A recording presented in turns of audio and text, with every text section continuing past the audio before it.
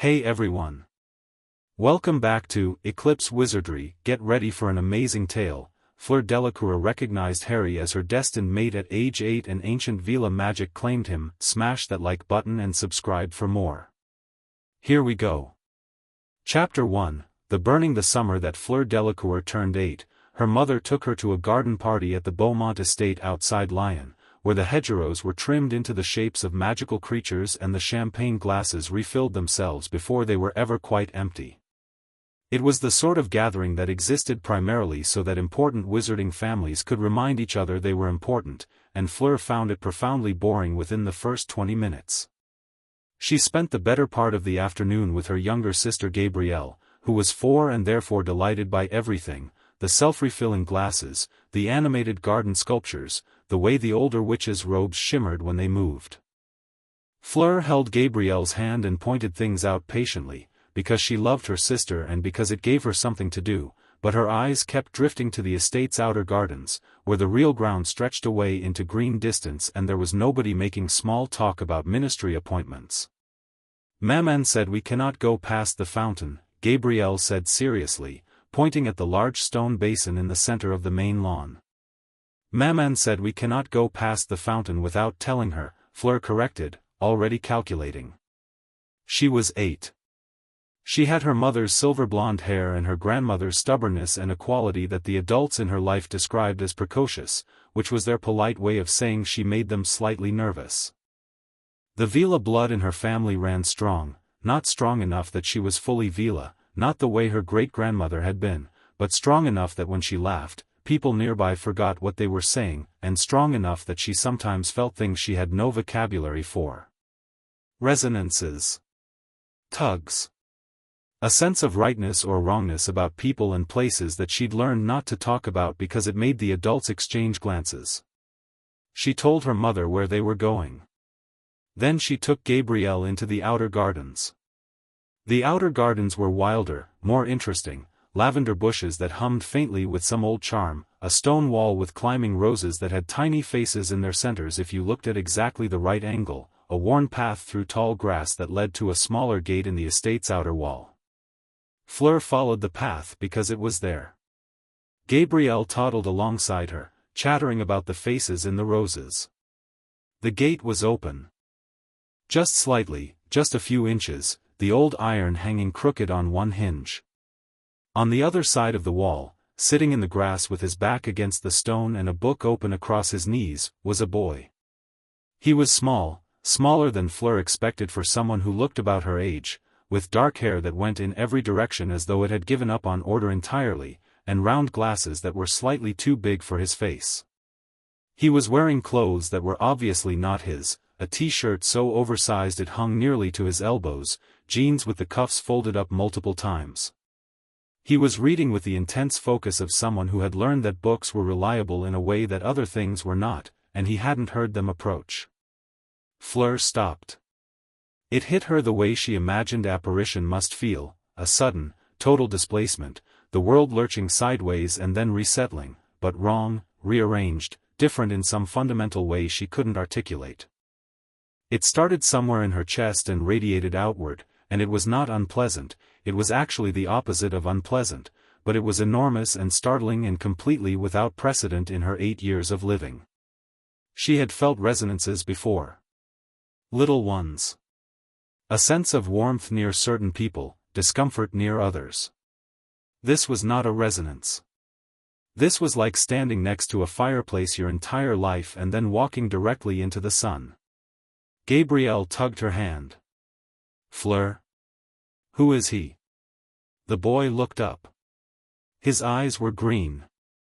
Not the ordinary sort of green, not hazel green or gray green, but something vivid and clear that caught the late afternoon light in a way that made Fleur's breath do something odd. He looked at her with no particular expression for a moment, wary, she realized, the way animals were wary when you came too close, and then his gaze dropped to Gabrielle, and something in his face shifted. Not quite a smile. Something more careful than that. "Hello," he said. His French was careful and accented. English, she thought automatically. "I didn't see you." "You were reading," Fleur said. Her voice came out more normally than she expected. Yeah. He looked at the book in his lap as if he'd forgotten it was there, then closed it. There was a dragon on the cover, one of the illustrated wizarding adventure novels that were popular throughout Europe. He'd been reading it in French. Are you from the party? Our mother is, Fleur said. She was still standing completely still, and some distant part of her brain noted that this was unusual for her and that she should probably move or say something else, but the burning in her chest was still happening and it was rather difficult to think around it. Do you live near here? No. He said it simply, without elaboration, in the way of someone who had learned that offering information about themselves didn't generally end well. I'm visiting my aunt and uncle. They're at the party. You didn't want to go? They didn't want me to go, he said, and his tone was so completely matter-of-fact about this, so devoid of self-pity, that it landed harder than a complaint would have. He shrugged one thin shoulder. It's fine. I found the book. Gabrielle had lost interest in the conversation and was investigating a beetle on a nearby stone with deep concentration. Fleur took 3 steps forward, through the gap in the gate, and sat down in the grass a few feet from the boy. She did it without quite deciding to, the way you step toward warmth without thinking. He watched her do this with an expression that suggested it wasn't what he'd expected. I'm Fleur, she said. Fleur Delacour. That's Gabrielle, my sister. He seemed to consider this for a moment, as if deciding whether reciprocating was wise. Then, Harry. Harry Potter. The name meant nothing to her. She was 8 years old and French, and whatever had happened in Britain 7 years ago had not made a particular impact on her childhood reading. She just filed it away as his name, which was Harry, which she thought suited his eyes. Can I see the book? She asked. He handed it over. She looked at the cover. It was the 3rd volume of a series she'd read the first 2 books of, and she told him so, and then she explained the plot of the 2nd book because it was clear from his questions that he hadn't read it yet. And somehow 20 minutes passed during which Gabrielle fell asleep in the grass and the shadows lengthened and Harry Potter forgot to be guarded because it is very hard to maintain wariness when someone is telling you about a story with genuine enthusiasm.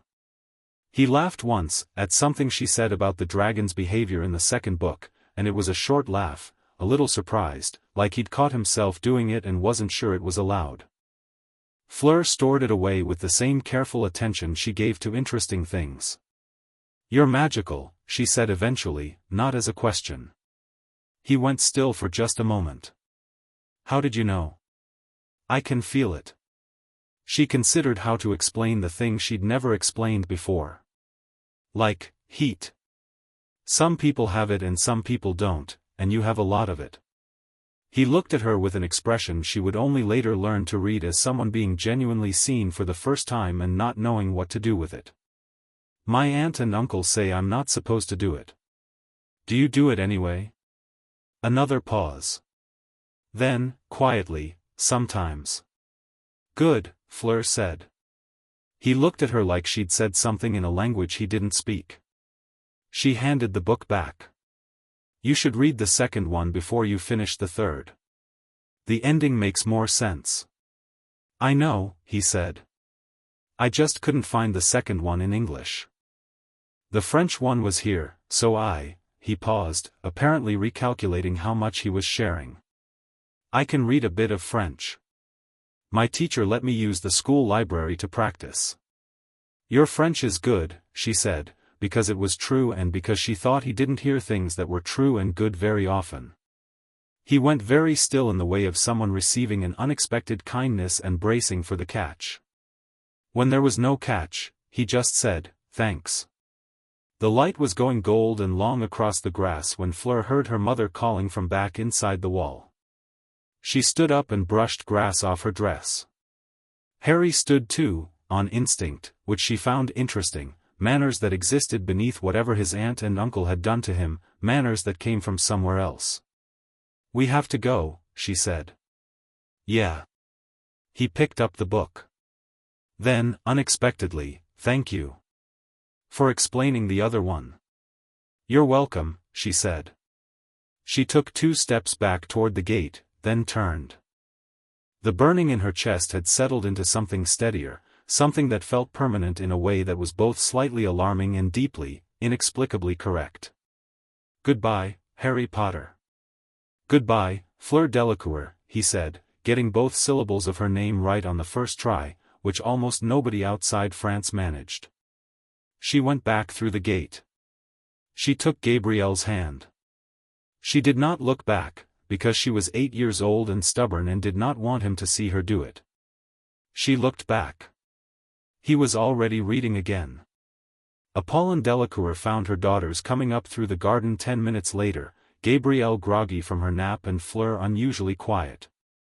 She looked at her eldest daughter with the particular attention of a woman who carried Veela blood herself and had spent 30 years learning what her own instincts meant. "Who did you meet?" she asked. "Just a boy," Fleur said. "He was reading outside the wall." Apollon studied her. Fleur's color was slightly heightened, her expression carefully composed in the way it only ever was when she was feeling something she hadn't sorted out yet. There was something else too, something Apollon recognized in the way she recognized very old songs, in her bones rather than her mind. What did he look like? Small. Dark hair. Green eyes. Fleur paused. He had a scar. Here. She touched her own forehead. Apollon went very still. "Maman?" Fleur looked up at her. "What is it?" Apollon crouched down to her daughter's eye level, right there in the garden path, and took Fleur's face between her hands. She looked at her eldest child with an expression that mixed wonder and worry and something that might have been awe in roughly equal measure. "Did you feel something?" she asked quietly. "When you saw him?" Fleur held her mother's gaze, and for the first time all afternoon the careful composure cracked slightly. "It was very loud," she said, which was not a description of sound but her 8-year-old attempt at describing something that had no easy description. It was like when you said I could get a cat, except bigger." Apollon made a sound that was not quite a laugh and not quite a sob. She pulled Fleur into a hug that was tighter than usual. "Maman, you're squashing me." "I know, I'm sorry." Apollon released her, straightened up, looked back toward the wall with an expression that had gone thoughtful and careful and complex. "Fleur, listen to me. What you felt, that feeling, that loudness, that is a very important thing. It's a very old kind of magic. Do you understand?" "No," Fleur said honestly. "That's all right." Apollon took her daughter's hand. "We'll talk about it when you're older. But for now, remember his name for me. Can you do that?" "Harry Potter," Fleur said immediately. "He was reading a dragon book." "Yes." Apollon walked them back toward the party, her hand steady around Fleur's. Her face was calm, because she was a practiced woman who knew how to be calm, but her mind was running fast. She knew exactly who bore that scar. She knew what it meant that her 8-year-old daughter had walked through a gate and felt the Veela recognition, ancient and indiscriminate and precisely accurate, ignite for a British boy sitting in the grass with an oversized book. She knew what it would mean for Fleur. She knew what it would mean for Harry Potter, if he survived the things that were apparently still hunting him. She got a champagne glass from a passing tray and drank it in one go, which was not her usual behavior, and then she went to find her husband because this was not a conversation she wanted to have alone. 6 years went by. They went by the way years do when you are becoming someone, not all at once but in increments, each one containing enough change that looking back from the far end you couldn't quite trace the path. Fleur Delacour grew tall and silver-haired and fiercely competent, the way that people do when their natural abilities are very large and they are also very serious about using them well. She was 15 when she entered Beauxbatons Academy, which was less a school in the traditional sense and more an extended argument between some of the finest minds in French wizarding history, conducted through the medium of magical education. She excelled. Not effortlessly, she was not the type who coasted on talent and she found effortlessness philosophically annoying, but genuinely and substantially, in the way of someone who was actually interested in the work. Her charms were extraordinary, her transfiguration precise, her dueling instinctive in a way that had less to do with training and more to do with the Veela inheritance, which gifted its carriers with a reflexive quality, a bone-deep awareness of threat and space that made her exceptionally difficult to hit. She also had her mother's conversation about Veela magic when she was 11, sitting at the kitchen table in their home outside Lyon while Gabrielle slept and the fire burned low. Apollon explained it clearly, the way she explained everything, without drama, without romanticization, without any attempt to make it easier than it was. The Veela recognition was not infatuation. It was not a charm or a compulsion. It was older than any of those things, a deep magic that lived in Veela blood and occasionally, unpredictably, identified a person as significant. As a match, not in the sentimental sense but in the way that certain things completed certain other things, like a key and a lock. It doesn't mean you have to do anything, Apollon said carefully. It doesn't mean you belong to him or he belongs to you. It means your magic recognized his, and that recognition is real. It's true. It won't be wrong. You're sure it's not just because I was 8 and he was the first boy I talked to alone? Fleur asked, because she was 11 and skeptical and did not intend to have her entire romantic future dictated by something that happened before she'd read a significant portion of the important books. I'm sure, Apollon said. I've felt small resonances my whole life. What I saw in your face in that garden was not a resonance. That was recognition. There's a difference. Fleur sat with this. Outside, the cricket song of the Provençal night came through the window. He's English, she said finally. Yes. He lives with Muggles. Yes. His parents are dead. She'd read about it eventually, the rise and fall of Voldemort, the Potters, the boy who survived. She'd read it with a strange feeling she couldn't categorize, like recognizing a song you'd heard only once, years ago, at a distance. He's famous. Very. That's terrible, Fleur said, and meant it completely, because even at 11 she understood that being famous for something that had killed your parents before you were old enough to remember them was not the good kind of famous. Yes, Apollon agreed, quietly, and refilled her tea. Fleur spent the next year reading everything available about Harry Potter, which was considerable in volume and appalling in accuracy. The wizarding press had constructed an entire mythology around him that bore approximately the same relationship to actual journalism that fairy tales bore to history.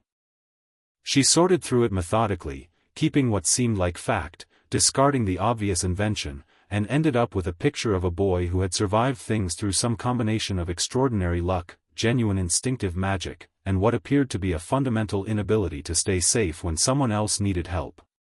She found this last quality interesting. She found the scar interesting, and the wand, and the fact that he'd apparently destroyed a basilisk at 12 and escaped 100 dementors at 13. She found the accounts of his teachers interesting, those she could access, and the Quidditch records, and the one photograph she tracked down in an old wizarding newspaper that showed him on a broom, a tiny figure very high in a grey English sky, reaching for something that wasn't in the frame yet. She kept the photograph. She didn't examine her reasons for this too closely. At 13 she told her best friend Celeste about the recognition, because she was tired of carrying it alone, and Celeste's response, "So you're going to marry the most famous wizard in Britain?" made Fleur laugh genuinely for the first time in weeks and also made her realize that other people were going to be insufferable about this if she let them be. She decided not to let them be.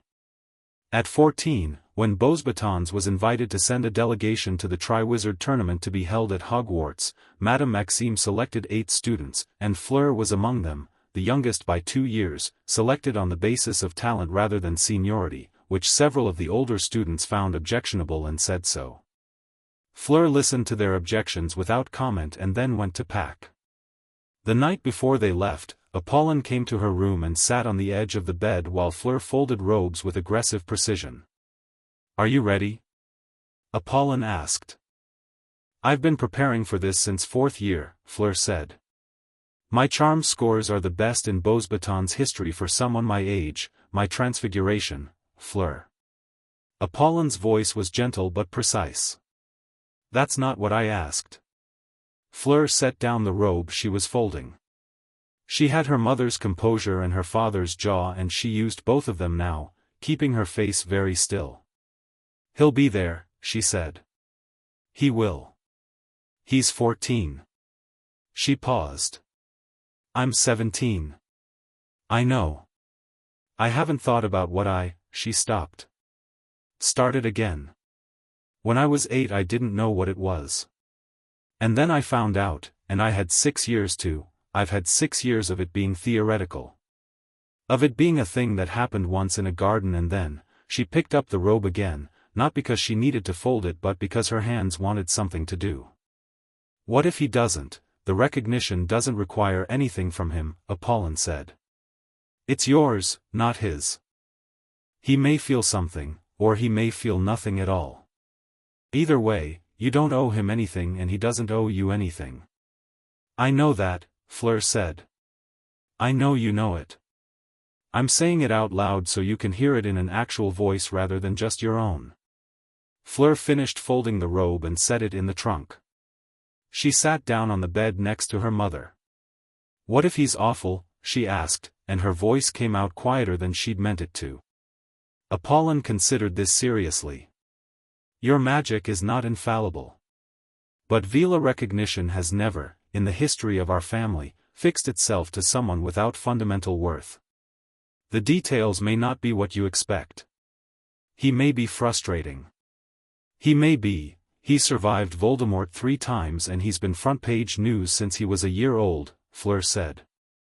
He's probably a nightmare. Apollon laughed, a real one, the one that she shared with Fleur that Gabrielle didn't quite have yet, warm and slightly wicked. Probably, she agreed. Most interesting people are. She kissed Fleur's forehead and went to the door. Maman. Fleur didn't turn around. What if it's still loud? When I see him? Apollon was quiet for a moment. Then it's loud, she said. You've never been afraid of loud things before. She left. Fleur sat in the half-packed room and looked at her hands, which were steady, and thought about a green-eyed boy reading a dragon book in the grass, and the way the afternoon light had looked, and the way he'd said her name correctly on the first try. Then she got up and finished packing, because the Triwizard Tournament was not going to win itself. The Beauxbatons carriages were enormous, powder blue, pulled by horses that were the size of houses and moved with the improbable grace of animals that had never been told they were supposed to be clumsy. Fleur sat near the window and watched the English countryside roll past beneath them, green and grey under an October sky, and felt the knot in her chest pull tighter with each mile. Not the burning. Not yet.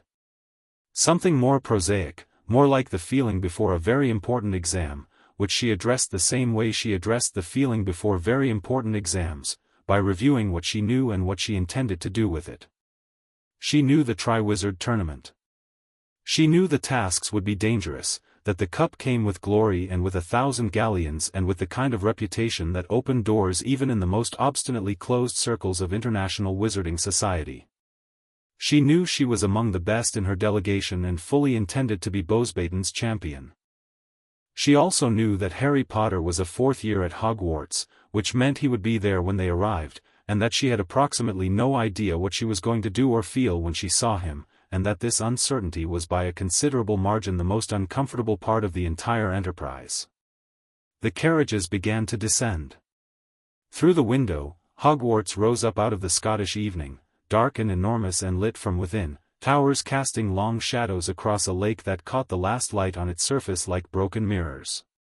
Fleur looked at it and felt a complicated thing that combined aesthetic appreciation with the deep, pragmatic assessment of someone evaluating terrain.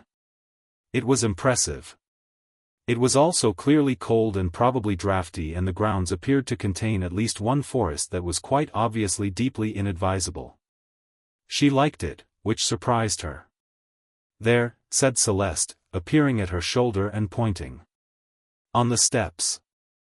The students were gathered on the front steps and the lawn below, hundreds of them in black robes, and among them somewhere was Harry Potter, and Fleur could not see him from this distance, could not see anything except a mass of dark-robed figures in the grey evening light, but something in her chest flexed anyway, the way a compass needle flexes when it finds north.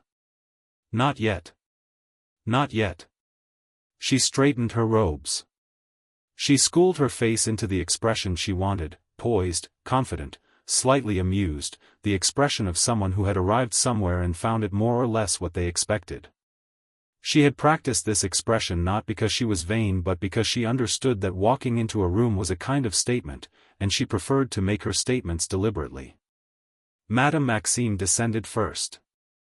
The Beauxbatons delegation followed, and Fleur was third down the carriage steps, and the evening air hit her like cold water, sharp and clean, and somewhere in the crowd that was watching them arrive, she felt the compass needle in her chest swing hard and lock. She didn't look. She kept her eyes forward, kept her face in the expression she'd chosen, kept walking. But the burning was back, not the gentle warmth of a memory, not the distant resonance she'd grown accustomed to carrying, but the full force of it, just exactly as it had been when she was 8 years old except larger, older, deeper, as if 6 years had compressed into some kind of potential energy that had just discharged all at once. Steady, she told herself. She looked. She found him almost immediately, which shouldn't have been possible in a crowd of hundreds but was completely inevitable because the compass always found north. He was standing near the front of the Hogwarts students, next to a red-headed boy and a girl with a great deal of hair, and he was, not what she'd expected, and completely what she'd expected, and neither of those things made sense, but there he was. Still small for his age but differently so now, with a quality of contained energy about him that she recognized because she had it too. Dark hair, still cheerfully impossible. Glasses, slightly better fitting than the ones she remembered. And he was looking at the Beauxbatons delegation with a kind of alert, clear attention that had nothing in it of the slack-jawed staring that most of the boys around him were doing. He was looking at the delegation. And then he was looking at her. The burning became briefly, comprehensively deafening. His expression shifted slightly, not dramatically, not a sudden visible reaction, but something in his attention sharpened, something that lived behind his eyes focused in a way that it hadn't a moment before, and Fleur thought, he feels something. He doesn't know what it is. He's filing it away. She looked away first. This time, she was doing it deliberately. She walked into Hogwarts Castle and felt the compass needle settle into a steady, certain, absolute north, and thought, of course. Of course it's still loud. Of course it is. She was 17 years old and the best student in her delegation and she was going to win the Triwizard Tournament, and she was also, apparently, still exactly 8 years old standing in a gap in a garden wall. Both things were true at once. She'd work with it. Dinner in the Great Hall was useful as intelligence gathering, which was how Fleur chose to approach the sensation of sitting at a large table while the Hogwarts students attempted to make them feel unwelcome through the medium of staring. She noted the layout, the staff table, the clear hierarchy of the 4 house tables, and the way Hogwarts students organized themselves with an unconscious tribalism that was simultaneously charming and concerning. She noted where Harry Potter sat, which was midway down the Gryffindor table, and she noted that he was not staring at her the way most of the boys around him were, and she noted that this was both more and less comfortable than if he had been. Celeste leaned close. "He keeps almost looking at you," she said quietly, in French. "I'm aware," Fleur said. "He's quite, don't. I was going to say serious looking. For someone who's supposed to be famous for blundering into things." Fleur looked at Harry Potter across the Great Hall, or almost looked, the practiced, peripheral glance of someone with better things to do, and considered this. He was talking to the red-headed boy, and there was something in the conversation that was making him frown slightly, the concentrated frown of someone working through a problem. Not blundering. Thinking. Dumbledore gave his speech. Then the goblet of fire was revealed, burning blue-white in the center of the hall, and the tournament was real now, was a present fact rather than an abstract future, and Fleur felt it sharpen in her, the hunger for it, the ambition that was not a dirty word in her vocabulary, the deep and genuine desire to go into those tasks and come out the other side as someone who had done something truly, measurably excellent. She would be Beauxbatons' champion. And she would do it without hiding what she was. On the walk back to the chamber Madame Maxime had designated for them, a wing of Hogwarts that was at least attempting warmth, if not quite achieving it, she passed within 10 feet of Harry Potter, who was walking the other direction with his friends. She felt the burning with a sort of resigned clarity, the way you feel a familiar ache in a healed bone when the weather changes. True and old and undeniable. She didn't look at him. He didn't look at her. Both of them knew the other was there. She went to bed in the too-cold Scottish castle and looked at the stone ceiling and thought, with a kind of fierce, clear certainty, whatever this is, whatever it becomes, it will be real. It will be chosen. By both of us. And if Harry Potter had looked like someone who thought before he moved, she could work with that. She closed her eyes. Somewhere on the other side of the castle, a boy with green eyes and a dragon book's worth of French was probably staring at his own ceiling, filing something away, trying to figure out what had happened. Let him think, she decided. He had time, until he didn't. Chapter 2, The Champion. The age line was Dumbledore's idea of a deterrent. Fleur stood at the edge of it on the morning after their arrival, while most of the castle was still at breakfast, and examined it with the particular attention she gave to puzzles she intended to solve. A thin golden line drawn in a perfect circle around the goblet of fire, which still burned with that cold blue-white flame in the center of the entrance hall. The enchantment was layered, she could feel the structure of it, the way you felt the structure of a complex charm, not through analysis but through instinct, through the Veela sensitivity to magical resonance that had always been her most useful inheritance. It was good work. She'd be the first to admit that. The age line was elegant in its simplicity, keyed to something biological rather than declared, which meant you couldn't just tell it you were 17, it knew. Several of the older Hogwarts students had apparently already attempted to circumvent it with aging potions, if the pair of white-bearded fourth-years she'd seen being escorted to the hospital wing last night were any indication. She spent 4 minutes examining the enchantment and then walked away, because the age line was not her problem. She was 17. She would simply walk through it when the time came, put her name in the goblet, and let her magic speak for itself. What interested her more was the goblet itself. There was something in the way it burned, too steady, too contained, like something very large breathing very slowly. She'd read the theory, the history, but theory and presence were different things. Standing near the goblet, she felt her own magic respond to it in a way that was not entirely comfortable, a recognition of something older and stranger than itself. The goblet chose. Nobody fully understood on what basis. The best students in the last 3 tournaments hadn't always been selected. The champions had occasionally been people nobody expected. She intended to be expected. She went to breakfast. The Hogwarts students remained broadly unwelcoming in the way of people who thought hospitality required them to give something up, which Fleur found unimaginative. She was accustomed to it, to being looked at, to people deciding things about her before she'd said a word, to the particular brand of hostility that came from people who resented the Veela effect and blamed her for it rather than themselves. She had developed, over 17 years, a very precise social manner for these situations, pleasant, composed, and utterly impermeable.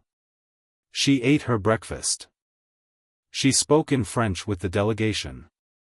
She noted which Hogwarts professors seemed genuinely interested in their guests. The tall witch with the tartan robes looked at the Beauxbatons delegation with the sharp, evaluating gaze of a teacher who was actually curious, and Fleur approved of this, and which ones were merely tolerating the situation. Professor Dumbledore was watching everything with the benign, half-present attention of someone who appeared to be mostly absorbed in his porridge and was actually cataloguing the room. She noticed this because she did the same thing herself, and it takes one to know one. He caught her watching him and smiled warmly over the top of his half-moon spectacles. She smiled back, equally warm, equally unreadable. She found him interesting and unsettling in roughly equal measure. Across the hall, Harry Potter was having what appeared to be an argument with the red-headed boy, his friend, she'd worked out, name of Weasley, a family she knew by reputation as old and well-connected in a quietly influential way that their apparent lack of money obscured. Harry's expression during the argument was patient in the way of someone who had moved past frustration into something more settled, and the girl with the hair, Granger, she'd heard someone say, the one who all the other students discussed with an awe that suggested she was the reason half their year had passed their exams, was clearly trying to mediate with the energy of someone who had mediated this particular argument before and was not optimistic. He looked up once, during the argument, in the way of someone who could feel a direction without knowing why, and his eyes went directly to her with the unerring accuracy that she was beginning to recognize as mutual. This time neither of them looked away immediately. It lasted perhaps 2 seconds. He held the look with the steadiness of someone who didn't do things by accident, and she held it with the steadiness of someone who had spent 6 years preparing for this exact moment, and then Weasley said something that pulled his attention back and he turned away, and Fleur returned to her breakfast and the compass in her chest settled back into its quiet, certain hum. 2 seconds. She filed it. The day they submitted their names to the goblet, Fleur went last among the Beauxbatons delegation. She stepped through the age line, which gave no resistance whatsoever, because she was 17 and it knew she was 17, and walked to the goblet with the same composure she brought to everything, and placed the slip of parchment with her name and school into the blue-white flame. It took the paper. The flame burned on. She felt nothing dramatic. She'd expected nothing dramatic. The goblet had received her name, the decision was now its own, and she'd done what she could do, which was make herself available to be chosen. The rest was the work. She walked back through the age line and found that Celeste was watching her with an expression of faint concern. "You should eat something," Celeste said. "I've eaten." "You've been in your head all morning." "I'm always in my head," Fleur said. "That's where I do my best work." Celeste laughed and linked their arms and pulled her toward the corridor, and Fleur let herself be pulled because she was genuinely fond of Celeste and also because the great hall was becoming crowded and loud and she had found, since their arrival at Hogwarts, that crowded and loud required more management than it usually did. The burning in her chest was a constant low presence, not unpleasant, but distracting in the specific way of a sound you couldn't unhear once you'd noticed it. She needed air. She found it in a corridor on the 3rd floor that appeared to be largely untrafficked at this hour, a long stone passage with tall windows on one side that looked out over the grounds, grey October light coming in flat and cold and clean. She leaned against the window ledge and looked out at the lake, which was dark and still, and let herself breathe. "You come here too?" She turned. Harry Potter was standing at the far end of the corridor, in the act of clearly having been here first and not expected company. He had his school bag over one shoulder and a look of careful neutrality on his face that she recognized from their 2-second exchange at breakfast, a look of someone who was taking the measure of a situation before committing to a response. She'd been right about that, she thought. He thought before he moved. "Apparently," she said. He walked down the corridor at the unhurried pace of someone who was not going to be rushed by the social discomfort of having both wanted solitude and then encountered another person in the place where they'd come to get it. He stopped a few feet away and leaned against the wall opposite her window, and looked out at the same view, and for a moment neither of them said anything. It wasn't uncomfortable. That was the thing that Fleur hadn't expected, that the silence between them would be easy, would have the quality of a silence between people who had run out of the noise they needed to make rather than one who had never found a way to start. "Fleur Delacour," he said. Not a greeting. More like he was confirming it. "You remembered," she said. "I remember things," he said simply. Then, after a pause, "You probably don't remember me." She looked at him. He was looking at the window, at the view, at the grey Scottish morning outside. His profile was the same one she'd catalogued from the photograph: strong nose, jaw that had done most of its growing in the last year or two, the scar faint but present at his hairline. "A garden in France," she said. "Summer of 1988. You were reading a dragon book in the grass outside the Beaumont estate, and you were wearing clothes that were too big for you, and your French was better than you thought it was. He turned to look at her. His expression had done something unexpected, not the careful neutrality, but something more open, a genuine and involuntary surprise, the expression of someone who has steeled themselves for something and had the ground shift under them instead. You were visiting your aunt and uncle, she continued, keeping her voice conversational, light. They didn't want you at the party. You said it was fine. He stopped. He looked at her with those green eyes that had not become less striking since she was 8 years old, and she could see him processing, resorting information. I was 7. You were, how old were you? 8. You remember that? I have an excellent memory, she said. Which was true, and also not the complete truth, but complete truths required more context than a third-floor corridor could reasonably hold. He was quiet for a moment. Looking at her with the same directness he'd used across the great hall, the same quality of attention that had nothing in it of performance. She had a sudden, vivid conviction that Harry Potter was incapable of performing interest. Either he was paying attention or he wasn't, and there was apparently no social version of it. You explained the second book, he said. I went back and found a copy. Did the ending make more sense? Yes. Something moved at the corner of his mouth, not quite a smile yet, but the architectural predecessor of one. Third book was better than I expected. The third is always the best, she said. It's when the author stopped being cautious. This time it became a proper thing, brief and real, the same laugh she remembered from a garden 6 years ago, a little surprised with itself. The burning in her chest did something that she chose to interpret as basic human warmth and not as any kind of evidence for anything else. You're putting your name in? He asked. I already have.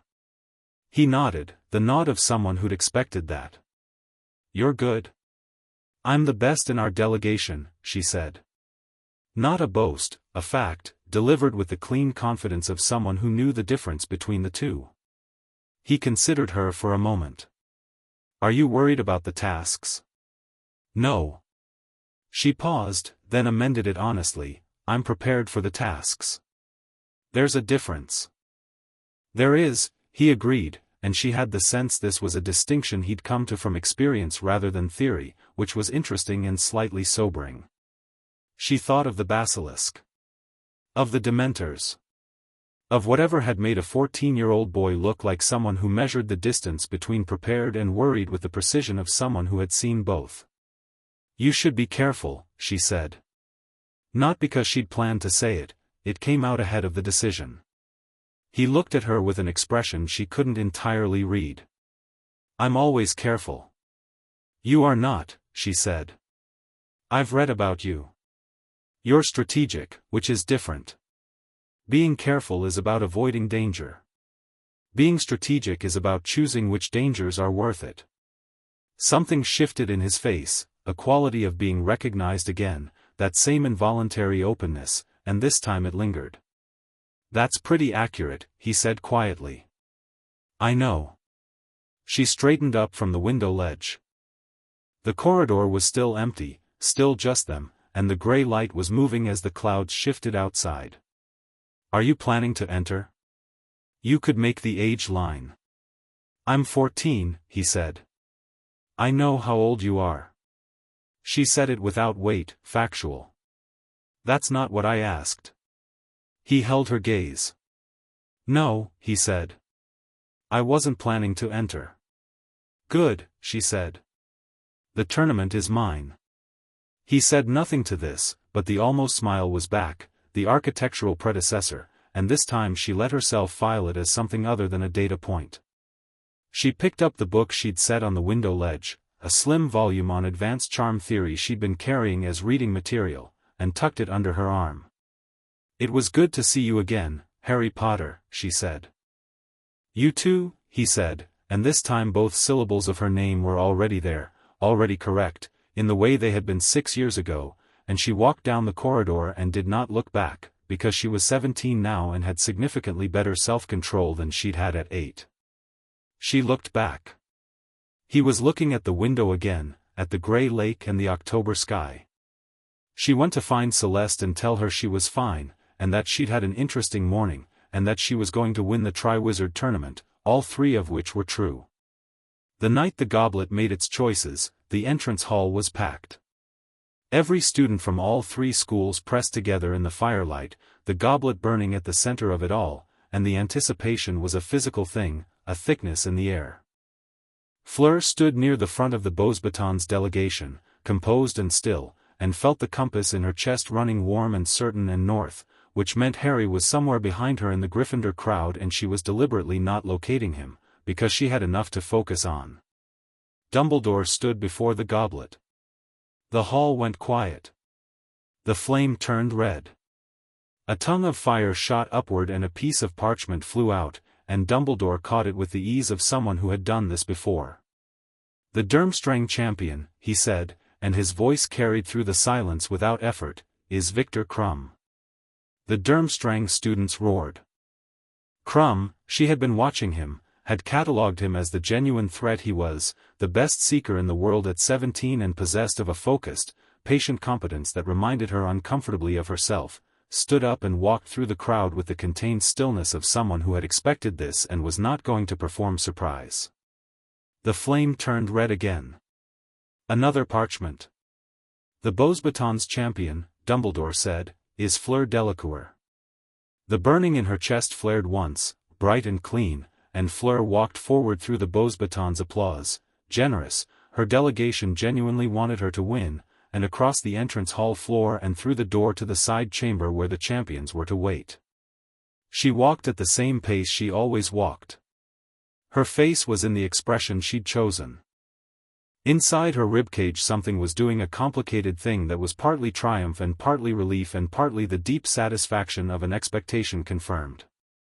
She sat down in the side chamber, which was a large stone room with a fire and some chairs that appeared to have been arranged with the enthusiasm of someone who'd had 10 minutes and a vague memory of what waiting rooms were supposed to look like. A minute later, Viktor Krum walked in, dark-browed and taciturn, and sat in a chair by the fire with the economy of movement of someone who used energy carefully. He looked at her with a directness that was professional rather than personal. She looked back with the same quality. "Delacour," he said, in English, which was apparently their common language. "Krum," she said. "Good selection," he said, and she had the sense he didn't say many things he didn't mean, so she took it as the compliment it was. "Likewise." The door opened again and the Hogwarts champion walked in, a tall, broad-shouldered boy she recognized as Cedric Diggory, sixth-year Hufflepuff, handsome in a clear-cut way and moving with the ease of someone who was well-liked and knew it without being insufferable about it. He looked at both of them with an open, genuine smile that she found instantly likable. "Well," he said, "looks like we're the three of us, then." The door opened again. Dumbledore came through it, followed by several of the other staff and a woman Fleur recognized as Rita Skeeter, whose quick quotes quill was already writing before she'd fully entered the room. And behind them, pushed slightly ahead by Dumbledore's guiding hand, with an expression of baffled wariness that suggested he had no idea why he was being moved toward this particular room, Harry Potter. The entire room went still for a fraction of a second. Fleur's burning went from background hum to the equivalent of standing next to something on fire, and she had absolutely no idea what expression she was making for the approximately 2 seconds it took to lock her face back into something controlled. Harry looked at the three champions. He looked at Dumbledore. He looked at the staff, who were all watching him with a mixture of shock and complicated feelings. His jaw was set in the particular way of someone who has just walked into a situation they didn't create and is rapidly assessing their options. "There has been a fourth piece of parchment," Dumbledore said, and his voice was still warm, was still the voice of the kind grandfather, but something in his eyes was doing calculations. "From an impartial magical object. Harry Potter is to be the fourth Triwizard champion." The silence that followed had several layers to it.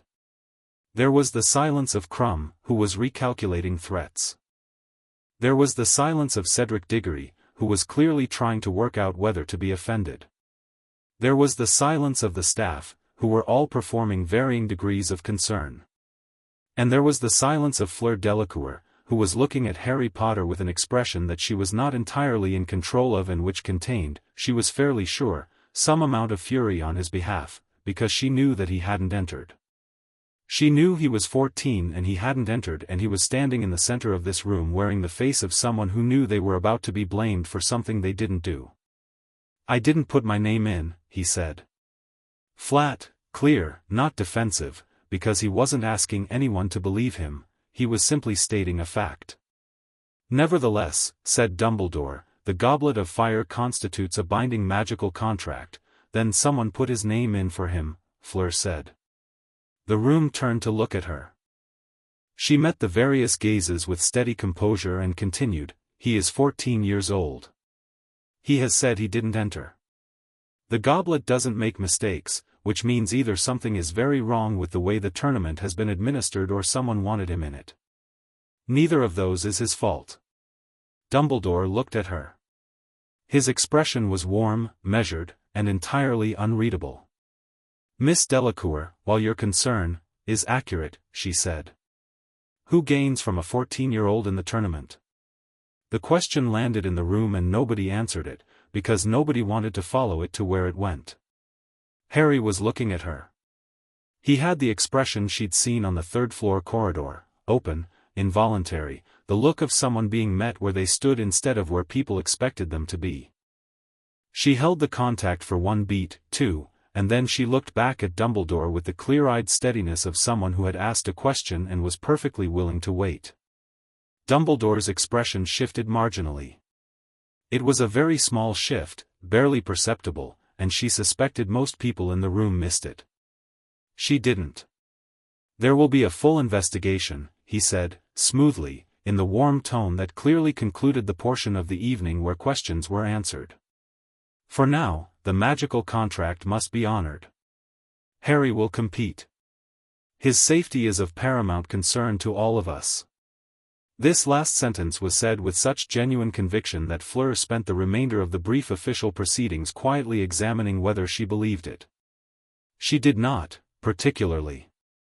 The meeting broke up in a complicated fashion, champions being directed to various people for various initial briefings, and in the managed chaos of it Harry ended up briefly in her vicinity, the natural gravity of the room having sorted them together without either of them engineering it. "Thank you," he said quietly. "Low, not for the room." "I asked an obvious question," she said. "Nobody else was going to." She looked at him sideways, keeping her voice down. "Do you know who did it?" "No. Not yet." He said it in the tone of someone for whom "not yet" was a working timeline rather than an admission. "I intend to find out." "I imagine you do." A brief pause. Around them the room was still processing, staff talking in clusters, Crumb watching everything with those dark assessing eyes. "You still think the tournament is yours?" he asked, and there was something in it, not a challenge, something more like genuine curiosity, a testing of whether what she'd said on the third-floor corridor still held. "Yes," she said. "But I'd rather we both survived it, so I suppose I'll tolerate the competition." The almost smile again, the architectural predecessor. "Closer this time." "Generous." "Extremely," she agreed. He was called away by the Hogwarts staff then, pulled into the Gryffindor crowd that had been waiting outside the entrance hall, and she heard the immediate surge of noise, accusation from some quarters, defense from others, the social ecosystem of Hogwarts apparently having no interest in waiting for evidence before forming factions. She listened to it without turning around. She thought about his face when she'd spoken up. The involuntary openness of it. The quality of someone who was always braced for the impact of the world and had just, unexpectedly, not been hit. She went back to the Beauxbatons wing with Celeste and the others and answered their congratulations with genuine warmth and let herself feel the triumph of having been chosen, which was real and earned and good, and later, when the others were asleep, she lay in the too cold Scottish dark and thought about the evening. She thought about Dumbledore's shift of expression when she'd asked her question. She thought about the warmth in his voice that covered the calculations in his eyes. She thought about the way he'd said Harry's safety was of paramount concern, as if saying a thing made it true. She thought about a 7-year-old boy sitting outside a party he wasn't invited to, wearing clothes that weren't his, saying it was fine in the tone of someone who had long since stopped expecting anything different. Something shifted in her, not the burning, not the ancient Veela recognition, but something more personal, more chosen, more here.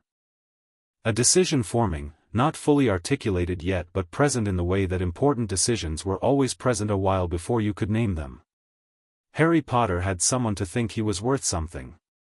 He had his friends, she'd seen that, the way Granger had immediately pushed toward the staff when his name was called, the fierce automatic loyalty of it. He had Weasley, complicated as that was apparently becoming. He had people.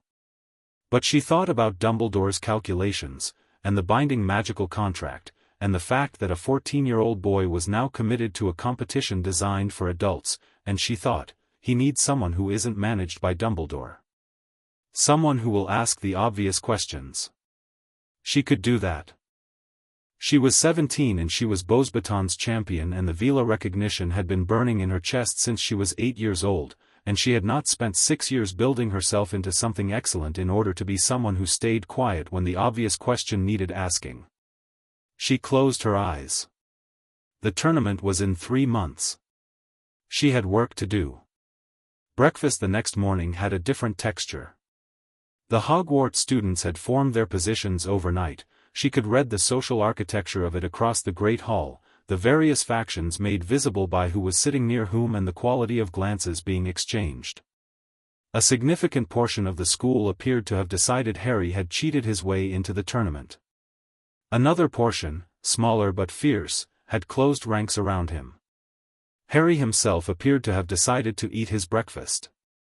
She watched him across the hall with the sideways peripheral attention she developed for this purpose, and what she saw was someone who had organized himself around the situation with a pragmatic speed that she recognized. He wasn't performing normalcy.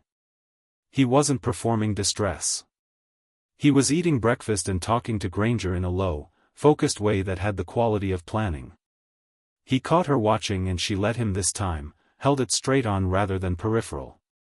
Across the considerable distance of the Great Hall, he tipped his head very slightly, acknowledgement, not greeting, the specific gesture of two people who had shared a moment the previous evening and were confirming it was real in the daylight. She tipped hers back. Celeste, who missed nothing, said quietly in French, "That's interesting." "Yes," Fleur said, and returned to her coffee. At the staff table, she saw Dumbledore watching the exchange between the Beauxbatons champion and the 4th Hogwarts champion with an expression of benign, half-present interest.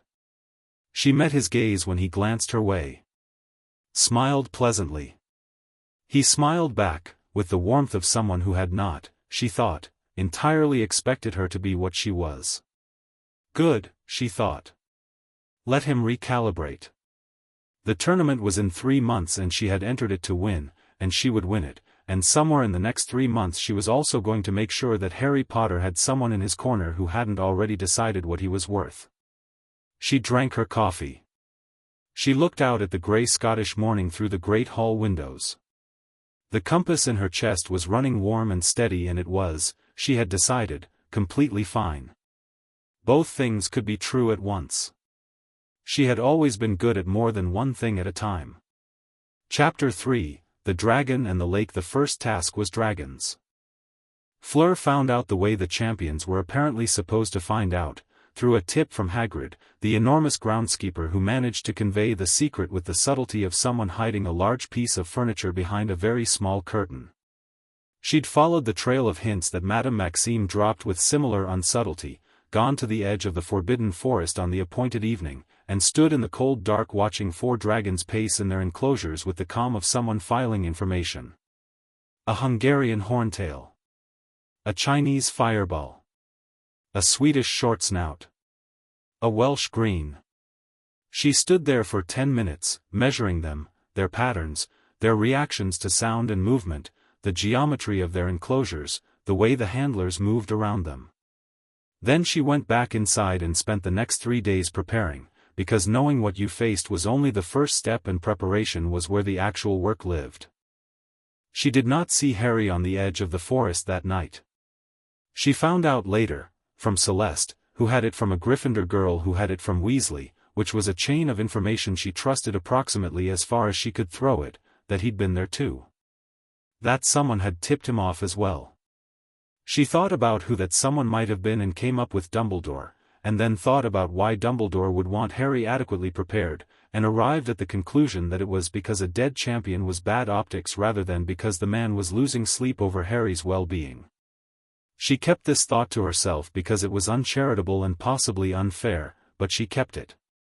She began preparing her approach to the first task in the evenings, after the official Beauxbatons study periods, in a small practice room on the 4th floor that she'd claimed by virtue of being the first person to put a locking charm on the door. The charm was good enough to be a deterrent for casual visitors and insufficient to stop anyone actually determined, which was how she liked her privacy, defended but not paranoid. On the third evening, someone knocked. She lowered the complex charm she'd been practicing and opened the door. Harry stood in the corridor with his bag over one shoulder and the direct, non-performative expression she had come to identify as simply his face in neutral. Hermione said this room was usually empty, he said. But the lock suggested otherwise. It did, she agreed. What do you need? He was quiet for a moment, the considering quiet. You know what the first task is. Yes. I worked it out, he said. I went to the forest. I assume you did too. He wasn't asking. Yes. He looked at her steadily. There was something in his posture that was different from the previous times she'd seen him, not the wariness of the entrance hall, not the careful assessment of the corridor, but something more direct. He'd made a decision before knocking and he was standing in it. I want to talk through the problem, he said. I'm not asking for your answers. I have my own approach. I want to think it through with someone who's actually going to push back. What about Granger? Hermione will research everything that's ever been written about it and present me with 7 options in order of theoretical safety. Which is useful, but it's not. He paused, searching for the word. Strategic, she said. Yeah. She stepped back from the door. He came in without hesitation, which she noted, dropped his bag against the wall, and looked at the space, the cleared floor, the notes she'd written on a piece of parchment and pinned to the stone, the slightly scorched patch on the far wall where her first attempt at the charm she'd been working on had gone wide. You're working on something specific, he said. A charm. Complex. I've been developing it for 3 years. She watched him look at the scorched wall. The trajectory was wrong. It's fixed now. He looked at the notes on the parchment. She'd written them in French, which he studied with the careful attention of someone reading a language they were competent but not fluent in. Conjunctivitis, he said, parsing it out. You're aiming for the eyes? The eyes are the most vulnerable point on a dragon. Temporarily blinded, they become manageable. She said it straightforwardly, because it was a straightforward assessment. What's your approach? He told her. She listened to the entire thing before she said anything, which was her standard practice when someone was explaining a plan. He laid it out with the same clear, unornamented logic he seemed to apply to everything, identify the central problem, which was getting past the dragon to the golden egg in its nest, establish what advantages were available, work out a solution that used those advantages. His solution involved his broom, which he intended to summon, and speed, and using the dragon's own instincts against it. You're going to make it chase you, she said. Long enough to get to the egg, yes. That requires the dragon to take its attention off the egg. Hungarian horntails are territorial. If I get far enough into its space, it'll come for me rather than guard the nest. She thought about the horntail she'd observed. Thought about its movement patterns, the radius of its attention, the speed with which it had turned when the handlers approached from the wrong angle. He wasn't wrong. The horntail was the most dangerous dragon in the enclosure by a significant margin, and he'd either been assigned it by extremely bad luck or extremely deliberate choice. Your broom, she said. A firebolt? Yes. You can outpace it at altitude. Can you maneuver at low altitude with a dragon that close? I'm better at low altitude than most people, he said simply. Not a boast. A fact delivered in the same clean tone she used for her own assessments, and she recognized it as such. The egg is heavy, she said. It'll affect your balance when you pick it up. He hadn't thought about that. She saw it in his face, not embarrassment, just recalibration. Right, he said. I'll need to account for that. Practice with something of equivalent weight before the task. Good idea. They worked through it for another 40 minutes, her pushing at the weak points in his plan with the focused attention she'd give any problem worth solving, him fielding the challenges without defensiveness, adjusting, reconsidering, and occasionally pushing back when he thought she was wrong about something. He was right twice.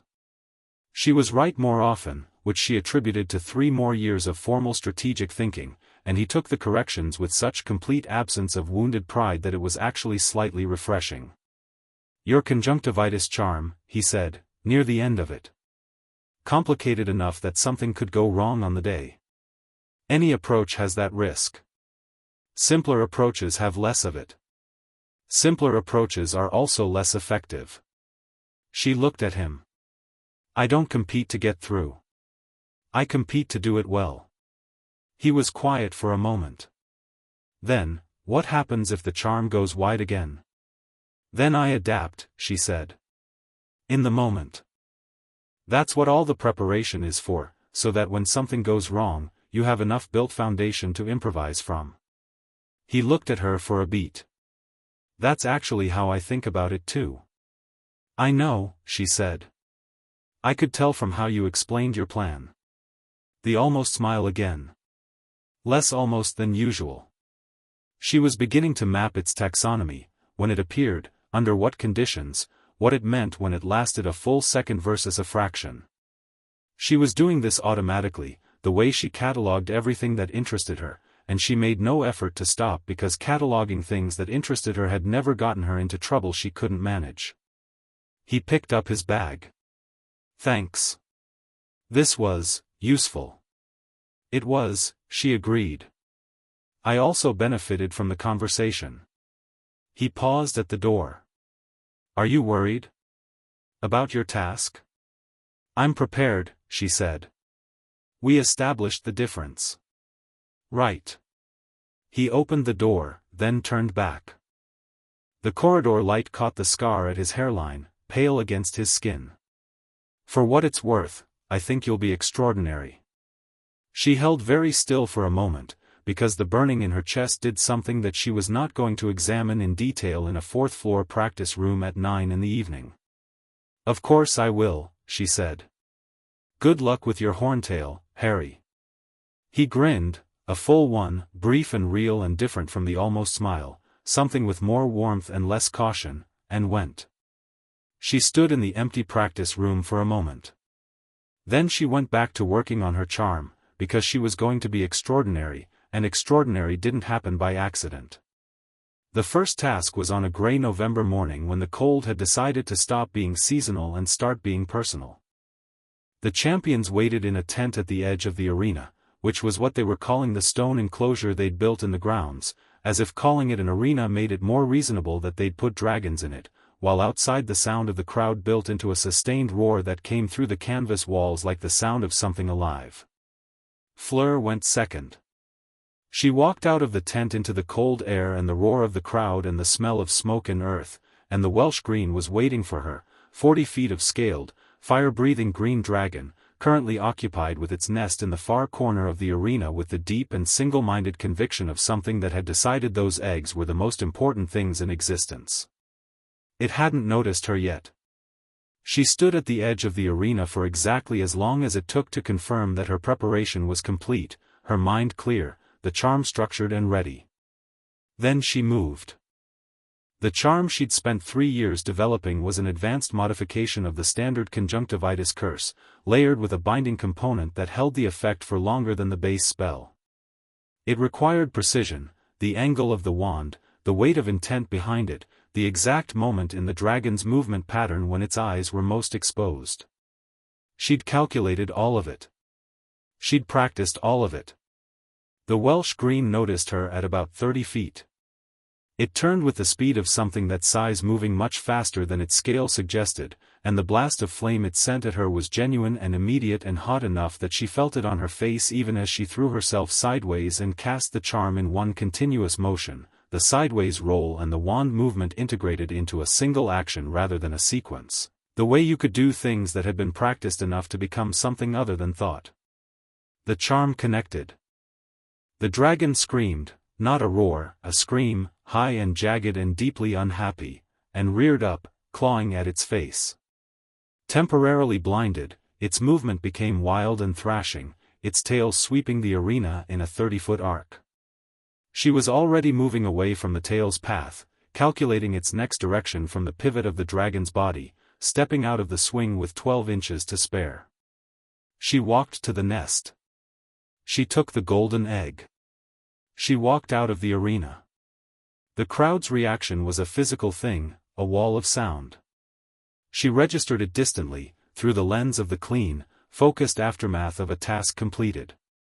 The dragon's distress behind her was already fading as its handlers moved in. She hadn't harmed it beyond temporary discomfort, which she'd thought about, actually, not because she was soft about it but because unnecessary harm was inefficient and also because she had younger siblings and an instinct for not hurting things that were doing what they were meant to do. She went back into the tent. She sat down. She breathed. And then she listened to the crowd do something that she recognized, after a few seconds, as the reaction to something unexpected, and she knew without knowing that Harry was out there, and the compass in her chest went tight and watchful. She heard the roar of the crowd shift, the particular shift from spectator noise to something more genuine, more involuntary, the kind of sound people made when they saw something they hadn't expected to see. She heard the horntail in a way she hadn't heard the Welsh green. The horntail was louder, angrier, the quality of sound it made distinctly more dangerous. She stood up. Sat back down. Stood up again. Cedric Diggory, who had finished third and was sitting nearby, looked at her with something that was almost sympathy. "He's all right," he said. "I watched a bit through the opening. He's on the broom." She sat back down. Arranged her face. The crowd made a sound like a single collective intake of breath, and then it exploded, louder than it had been for any of the first three champions, a sustained roar with something in it that she recognized as genuine feeling, as people reacting to something that had moved them rather than just impressed them. She had no idea what he'd done. She knew he'd done it. He came back into the tent 2 minutes later with a bleeding cut above his eyebrow that he was ignoring, clutching the golden egg, and his face had the same quality she'd seen in photographs of him on a broom, alive in a way that was different from his default, lit up with the particular joy of someone who had found the exact thing they were built for. He looked at her. She looked at him. "You were brilliant," he said. "I saw the beginning of yours before I went out." "That charm, your scores," she said. "Haven't been posted yet." "They'll be high," she said. "What did you do with the horntail?"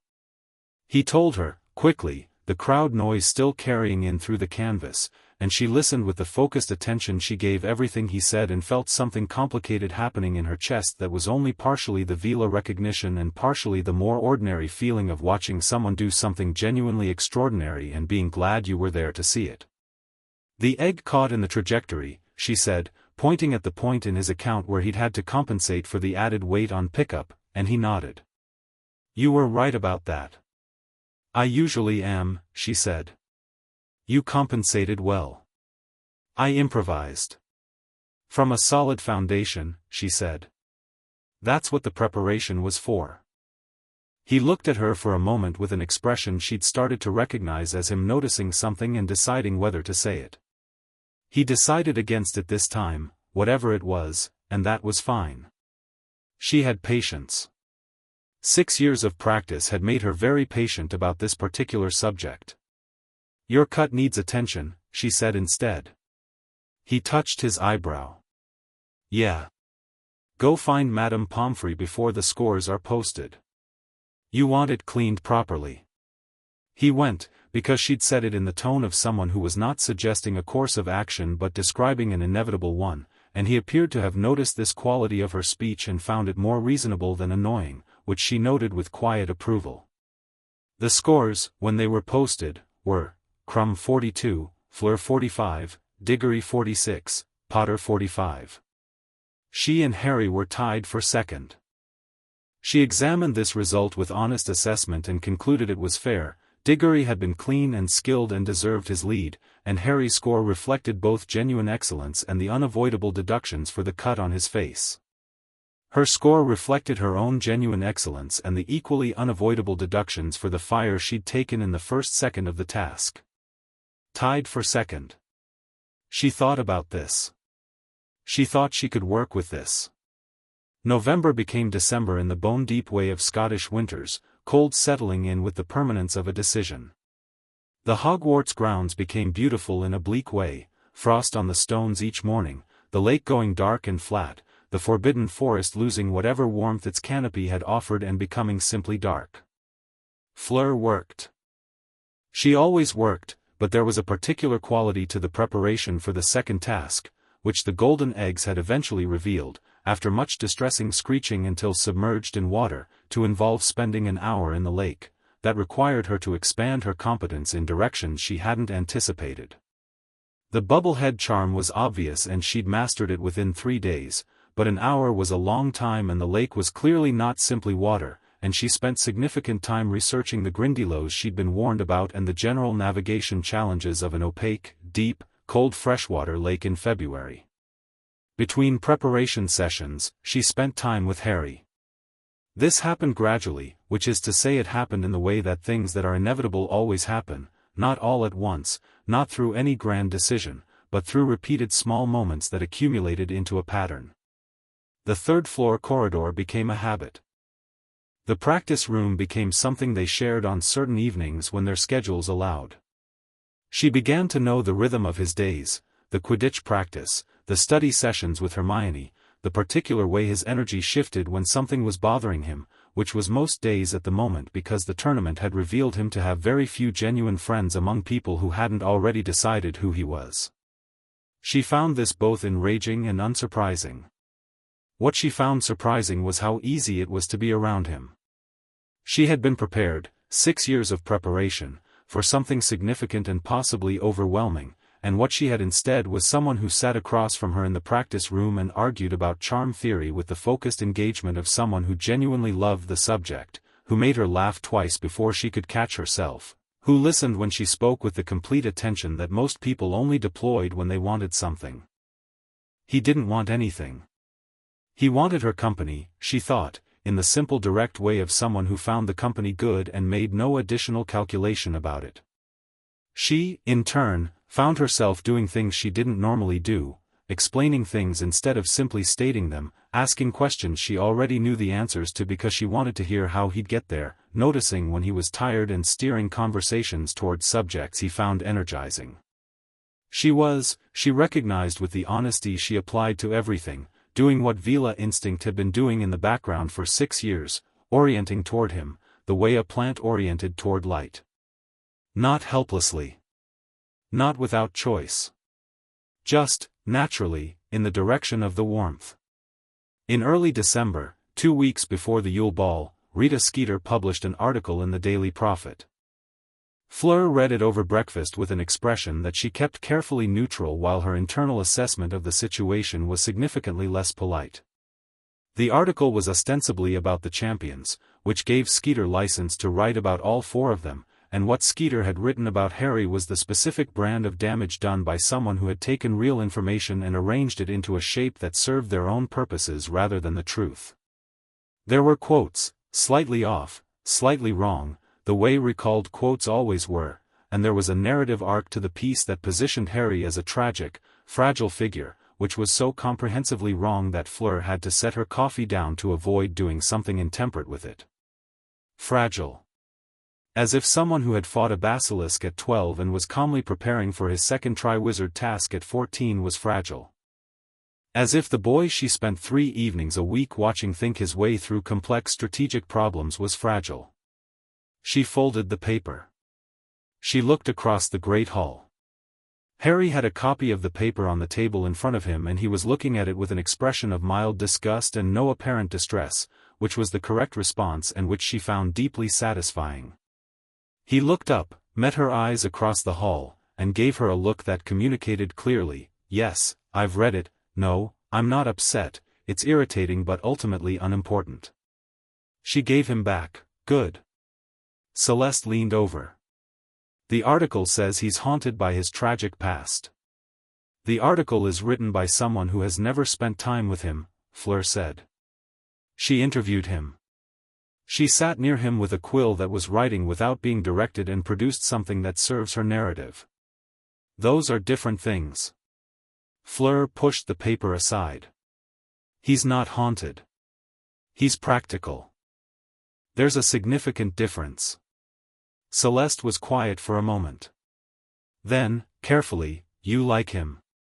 "I've always liked him," Fleur said, which was true since 1988 and therefore not a new revelation and did not require the tone of discovery Celeste had used. "I mean, I know what you mean," Fleur said.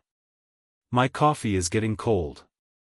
Celeste, who was an excellent friend and knew when not to push, went back to her breakfast. 2 weeks before the second task, something went wrong. Not with the preparation. The preparation was fine, was ahead of schedule, the bubblehead charm solid and her underwater navigation theory sound. What went wrong was smaller and more personal. In the 3rd week of January, Harry arrived at the practice room with the particular quality of someone who was carrying something they hadn't worked out how to put down yet. She looked at him when he came in and said nothing, because she'd learned that asking directly when he had something like this was less effective than simply creating the space for it. He sat against the wall. He looked at the notes she'd been working on. He was quiet for a full 2 minutes, which was unusual enough that it confirmed there was something. "They took Ron," he said finally. She turned from the notes. "What?" "The hostages. For the second task. The thing they take from the champions, they took Ron, for me." He was looking at the floor, his jaw set. "He's in the lake right now. He'll be fine, they guaranteed it, but he's in the lake and he doesn't know he's there and he stopped. I don't do well when the people I care about are in danger because of me." She crossed the room and sat down against the wall next to him, close enough that their arms almost touched. "That's not a flaw," she said. "It's a distraction. It's human." She looked at the opposite wall. "Who took yours?" "You'll have someone taken for you too," he said. "They take the thing you'd miss most." She already knew this, had known it from her research into the task, but hearing him say it made it more concrete. She thought about Gabrielle. She thought about her little sister's face, wide-eyed and trusting, and the bottom dropped out of something in her chest for a moment. "Gabrielle," she said. He looked at her. "Your sister? She came for the tournament. She's been staying with Madame Maxime." She was doing the calculation even as she said it, whether Gabrielle would be considered the right choice by whoever had organized the hostages, whether a 9-year-old girl's family loyalty to her older sister would register as something a champion would miss. Of course it would. She was Veela-blooded and her little sister was 9 years old and she would walk through fire for Gabrielle, which anyone who had spent 5 minutes observing their family knew. "She'll be safe," Harry said. "They guaranteed it." "I know." She did know. It didn't make the cold weight in her chest lighter. He was quiet for a moment. Then, without any particular ceremony, "I'll make sure she's out of there if something goes wrong. If your time runs out or your charm fails, I'll make sure she comes up." She turned to look at him. He was looking straight ahead, jaw still set, completely matter-of-fact about offering to risk additional time in a hostile underwater environment to rescue her 9-year-old sister on the basis that things might go wrong for her. "You have your own hostage to worry about," she said. "I know. Ron is your priority." "He is. But I can hold my breath a long time and I'm a better swimmer than most people think. He glanced at her sideways. You'd do the same. She held his gaze for a moment. Yes, she said. I would. Then it's not a big deal. She looked back at the wall. Something had shifted, not in the Veela recognition, which was its own constant, but in something more personal, more specific, more here. The particular shift that happened when you looked at someone and understood that who they were was not separate from what they did. That the choices were the person. You're not what I expected, she said quietly. What did you expect? She thought about it honestly. I expected someone impressive, she said. Someone who had done impressive things. I expected to find the reasons for them. She paused. I didn't expect the things themselves to be less interesting than the way you think about them. He was quiet for a moment. Is that a compliment? It's an observation, she said. The most accurate one I've made about you. He turned his head to look at her, and she let him look, didn't deflect it, let the moment be what it was, two people sitting against a cold stone wall in a Scottish castle in January, one of them 17 and one of them 14 and both of them carrying things they hadn't entirely sorted out yet, and the honesty of the moment was something she'd remember for a long time without trying. I didn't expect you either, he said. Not this. What did you expect? Something simpler, he said. I thought it would be easier to be around you than it is. She almost laughed. Is it difficult? Not in a bad way. He looked at the wall again. In a way where I have to actually pay attention. That, she said, is the most interesting thing anyone has said to me this year.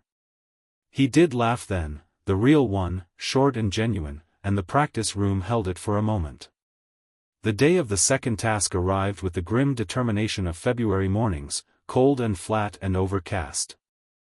The lake waited at the edge of the grounds, dark and enormous, and the champion stood at its edge while the crowd settled into the stands.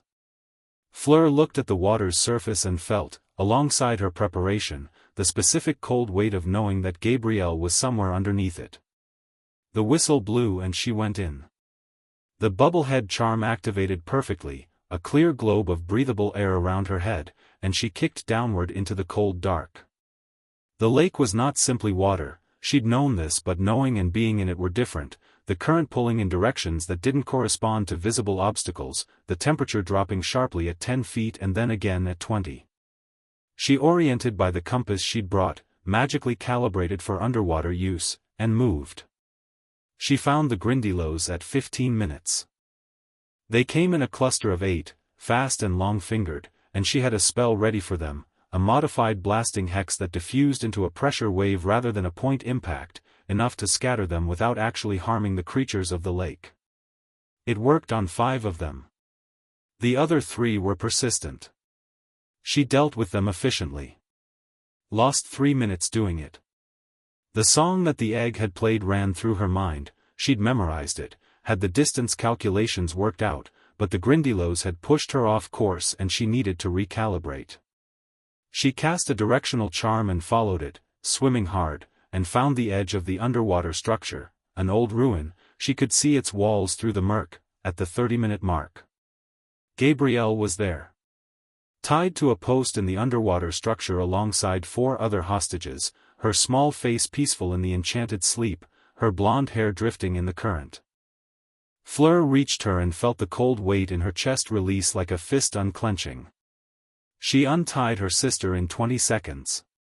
12 knots, all standard, she'd practiced. She was rising toward the surface with Gabrielle in her arms when she saw the other hostages. 3 of them were still tied. She recognized Hermione Granger and a small boy with a blank, peaceful expression who must have been someone's person. She didn't know him, a Durmstrang student she thought, and she looked at the time on her water-resistant Tempest charm and she had 22 minutes left and Harry wasn't here yet. She looked at Hermione. She looked at the exit point above her. She looked at Gabrielle in her arms. She swam Gabrielle to the nearest stable piece of ruin and held her against it, keeping her close, and untied Hermione with her free hand because 2 of the 3 remaining hostages were within reach and she had the time, and the alternative was leaving them, and she was not built for leaving. She was at the surface with Gabrielle and Hermione when Harry broke through the water 30 feet away, one arm around Ron Weasley and the other. She registered with a specific quality of feeling, pulling the small boy, the 4th hostage, upward with the determined effort of someone who had found something that needed doing and had done it. He reached the surface. He was breathing hard. He looked around and found her in the water, and the look that moved across his face was complicated and direct, and she held it. "Gabrielle," he said. "Fine," she said. "You took the other boy." He was still down there and his champion wasn't coming. He said it without drama, just the fact of it, as if leaving a child in an underwater ruin for any reason would have been simply impossible to him. "I know," she said. "I took Hermione for the same reason." He looked at her for a moment in the cold gray February water with the crowd noise from the stands coming down over both of them and said nothing, because there wasn't anything that needed saying. She thought about what he'd told her in the practice room 2 weeks ago. "I don't do well when the people I care about are in danger because of me." She thought, "No. But you do extraordinarily well when anyone who needs help is near you, regardless of whether it's your responsibility." The scores were posted the following morning. Harry had been awarded the highest marks for his conduct in the lake despite finishing last on time. The judges, apparently, had factored in the additional hostage. Fleur had placed 2nd on time, 1st on precision. She was 2nd overall. Tied with Diggory.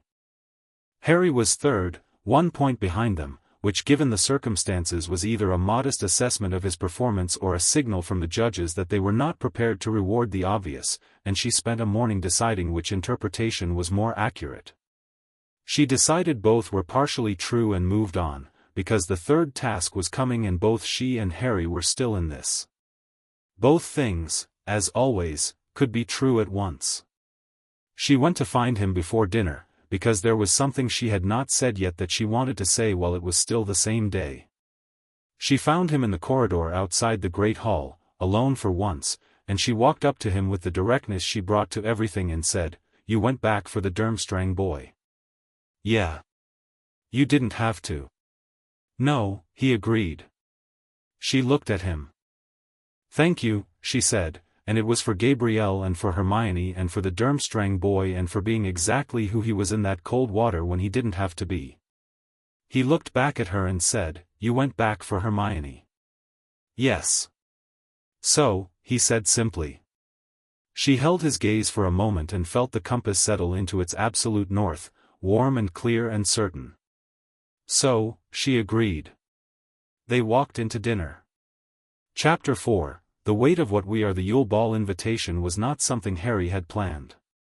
Fleur knew this because he told her, with the straightforward honesty that was simply his register for things, sitting in the practice room on a Tuesday evening 3 weeks before the ball while she worked through a new defensive charm sequence, and he watched her with the particular quality of attention that she had stopped pretending she didn't notice. "I'm supposed to open the ball," he said. "Champions and their partners lead the first dance. Dumbledore informed me this morning." "I know," she said, executing the 3rd movement of the sequence. "I received the same information. I don't dance." "You'll learn," she said. "Who were you planning to ask?" A pause. "I hadn't thought about it." She finished the sequence and turned to look at him. He was sitting against the wall with his arms resting on his knees, looking at her with the steady green gaze that she had catalogued extensively and still found occasionally difficult to prepare for. "That's not true," she said. "You think about everything." "I think about things I know how to approach," he said. "This is different." "How?" He held her gaze for a moment. "You know how," he said, and it was the most direct thing he'd said to her about the thing they had not yet named, delivered in the same clean tone he used for facts, and it landed in the room and stayed there. She looked at him for a long moment.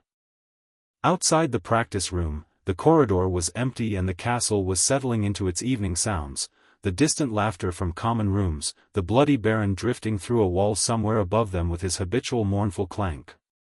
"Ask me properly," she said. He stood up. He was still shorter than her by an inch, which at 14 he probably resented, though he had never said so. He looked at her with the directness that she had decided was her favorite thing about his face. "Will you go to the Yule Ball with me?" "Yes," she said. A beat. The almost smile, the full version, the warm and genuine and unguarded one. "Okay. I'll teach you to dance," she said. "Starting Thursday." "I said I don't dance." "I heard you." "Thursday." He laughed, and she went back to her charm sequence, and the practice room held the warmth of it for the rest of the evening. The announcement moved through Hogwarts with the speed of information that people found both interesting and inexplicable, which meant it had completed a full circuit of the student population by breakfast the following morning. Fleur registered the shift in the social atmosphere of the Great Hall with the peripheral attention she kept running at all times: more eyes than usual, more whispers, the particular low-frequency buzz of people processing something that didn't fit their existing categories. She ate her breakfast. Celeste appeared at her elbow and said, very quietly, in French, "Every person in this room is looking at you." "They do that anyway," Fleur said. "This is different looking." "This is," Celeste considered it. "Confused looking." "Because they don't know what to make of it," Fleur said. She buttered her toast. "A 14-year-old and a 17-year-old from different schools. They'll construct a narrative." "What narrative?" "Several competing ones." She glanced across the hall. Harry was at the Gryffindor table, eating with Hermione, apparently conducting a normal morning with his usual equanimity. Weasley was conspicuously not sitting with them, which was a development she'd noted and filed. "Some will decide I'm using him. Some will decide he's punching above his weight. Some will decide it's a Veela thing and therefore not genuine on my part. And none of those are correct," Celeste said. "No." She drank her coffee. "They'll figure that out eventually or they won't. I'm not particularly concerned with managing their interpretation. The press will have opinions." "The press will have opinions about everything until the end of time," Fleur said. "That's what the press is for." She had underestimated Rita Skeeter. Not in terms of the nastiness of the article, she'd correctly anticipated that it would be unpleasant. What she'd underestimated was the specific direction of the unpleasantness, which turned out not to be aimed primarily at her. The article ran 2 days later. It was titled, with Skeeter's particular genius for the exactly wrong framing, "The Boy Who Has Everything, Is Harry Potter Using Tournament Fame to Punch Above His Weight?" And it was so comprehensively, specifically, deliberately designed to wound that Fleur sat with it over her morning coffee and felt something cold move through her that had nothing to do with the Scottish weather. It positioned Harry as socially ambitious, status-hungry, a boy manufacturing connection with a French champion for the press attention. It quoted unnamed sources, which were either invented or were the handful of Gryffindors who'd been unkind to Harry since the tournament started, and it painted a picture of someone calculating in vain. Fleur read it twice. Then she read the section about herself, which positioned her as either naive or complicit, either used or using, neither of which was a version of her that had ever existed. She folded the paper precisely. She got up from the Beauxbatons table, crossed the great hall with the composure of someone who owned the floor she was walking on, and sat down beside Harry at the Gryffindor table. Several people nearby went very still. Harry looked at her with one eyebrow slightly raised, surprised, but not distressed, reading the situation quickly the way he did everything. He'd already read the article, she could tell from the quality of his stillness, the way it was organized around the knowledge of something rather than in response to something new. "You've seen it," she said. "Before breakfast," he said. "Hermione found it." Hermione, across the table, was looking at Fleur with the evaluating gaze of someone conducting rapid assessment. Fleur met it directly. Hermione's expression shifted very slightly, settling, she thought, into something like approval, though cautious. "It's designed to make you angry," Fleur said to Harry. "Or to make you defensive.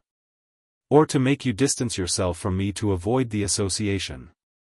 "I know what it's designed to do," he said. "What are you going to do?" He looked at her with the green-eyed steadiness. "Eat my breakfast," he said. "Take you to the Yule Ball. Win the tournament." A pause. "Not necessarily in that order." She looked at him for a moment. Then she stole a piece of his toast, because she was already sitting at the wrong table in front of half the school and she might as well commit. He passed her the marmalade. Hermione made a sound that was definitely a suppressed laugh and covered it with her pumpkin juice.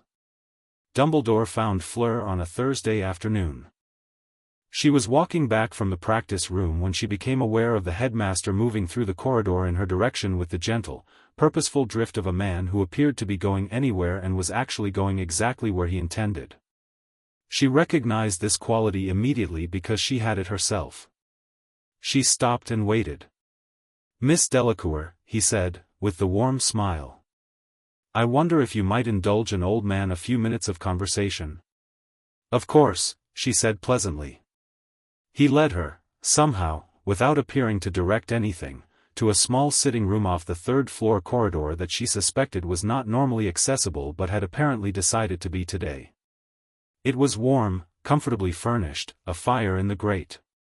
He gestured her to a chair and settled into one himself, and arranged his long fingers together with the air of someone about to say something thoughtful. "You've settled in well at Hogwarts," he said. "I've been impressed with your adaptability." "Beauxbatons prepared me well," she said. "Indeed." He looked at her over the half-moon spectacles with eyes that were very, very blue and very, very awake. "I wanted to speak with you about Harry." She kept her expression pleasantly attentive. "Oh? He's a remarkable young man," Dumbledore said, and the warmth in his voice was genuine. She was fairly sure of that, not performed. He did care about Harry. The caring just coexisted with calculations that she found considerably more troubling. "And he's in a rather complicated position. As I'm sure you've observed. He's in a dangerous tournament that someone entered him into against his will," she said. "Yes, I've observed." "Quite." He smiled, undisturbed by her directness.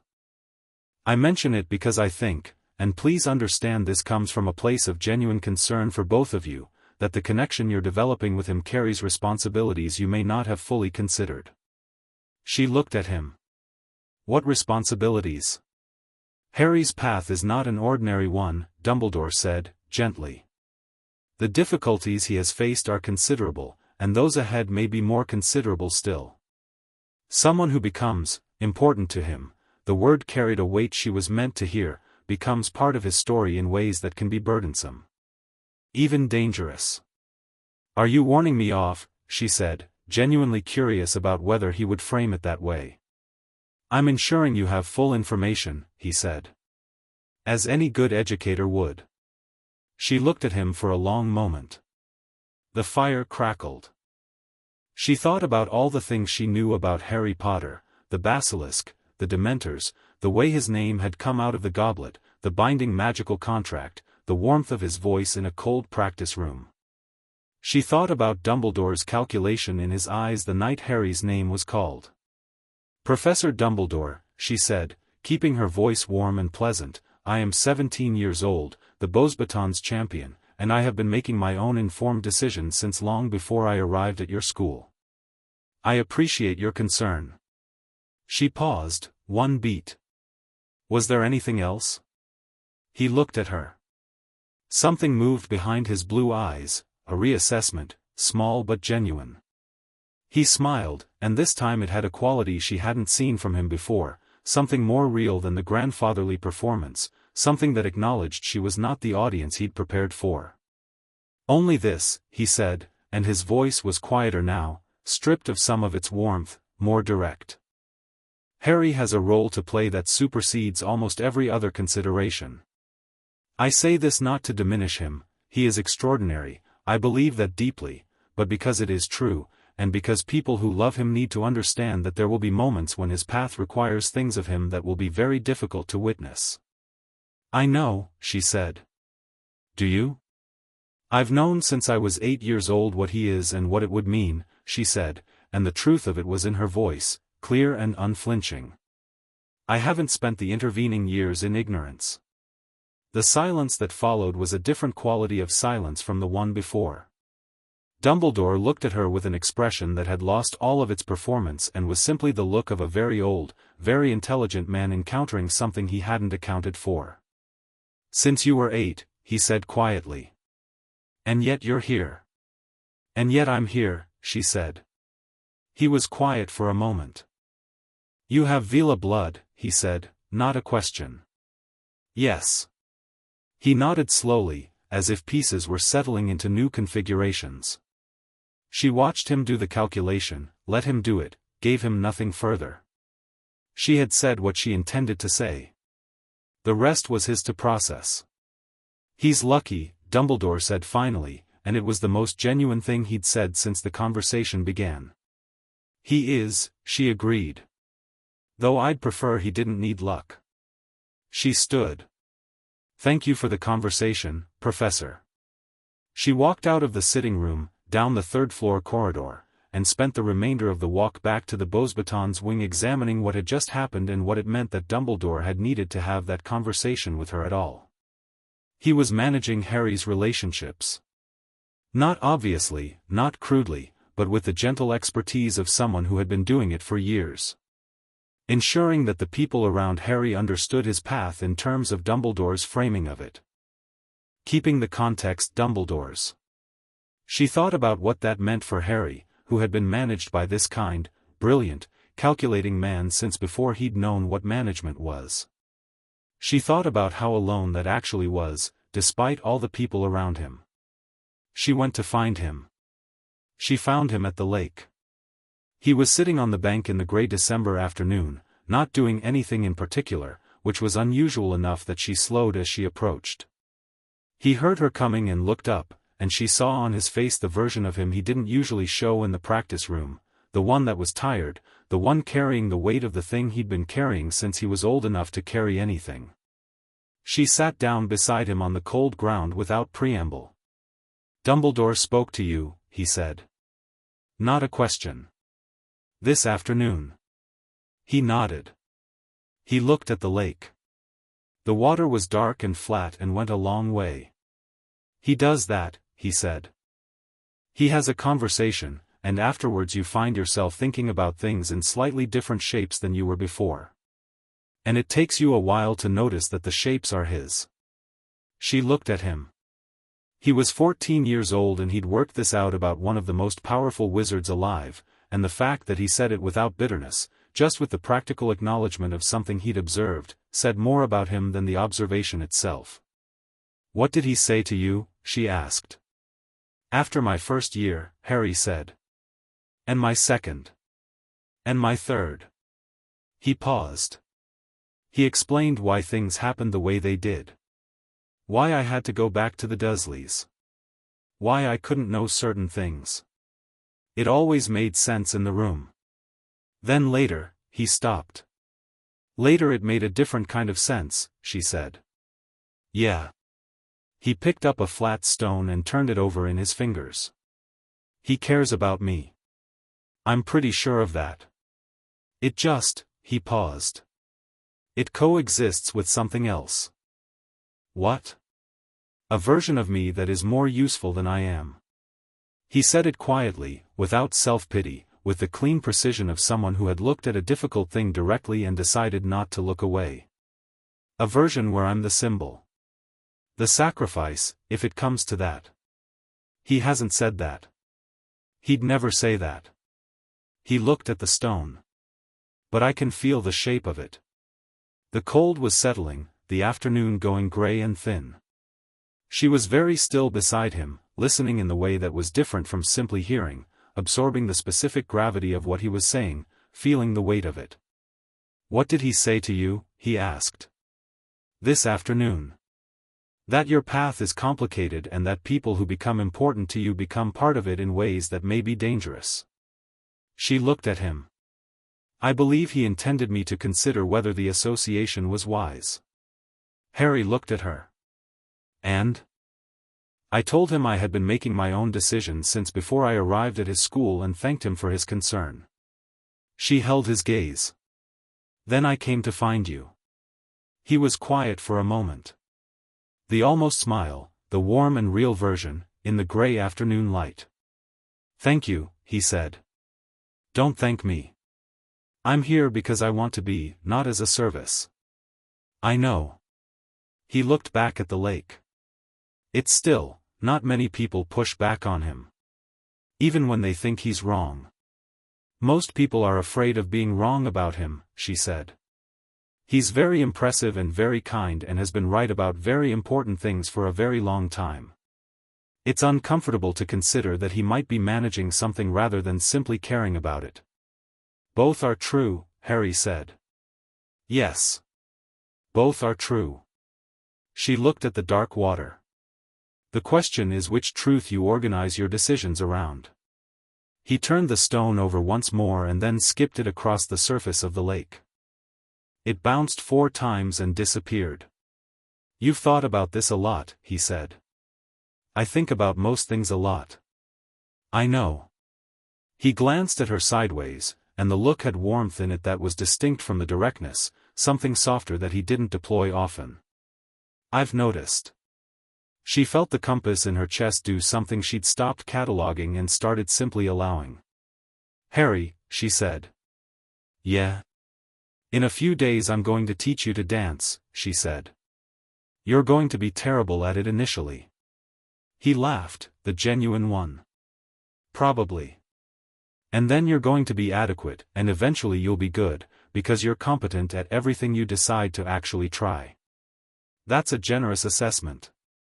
It's accurate, she said. And then we're going to the Yule Ball, and it's going to be beautiful, and Rita Skeeter is going to write something horrible about both of us, and we are not going to care. He looked at her for a long moment. In the gray winter light his eyes were vivid and warm and very steady. And after the ball, he said, and there was something in it, something in the asking, that was not about the ball.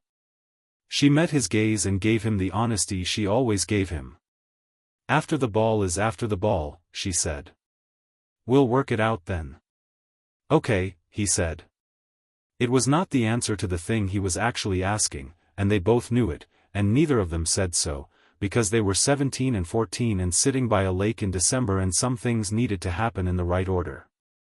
She taught him to dance on Thursday and Friday evenings in the practice room with the furniture pushed back, which he had transfigured to provide adequate floor space in approximately 90 seconds, which was not a skill she'd expected him to have at his level and which she filed as further evidence of the gap between what Harry Potter could do and what the world had been allowed to see of it. He was terrible on Thursday.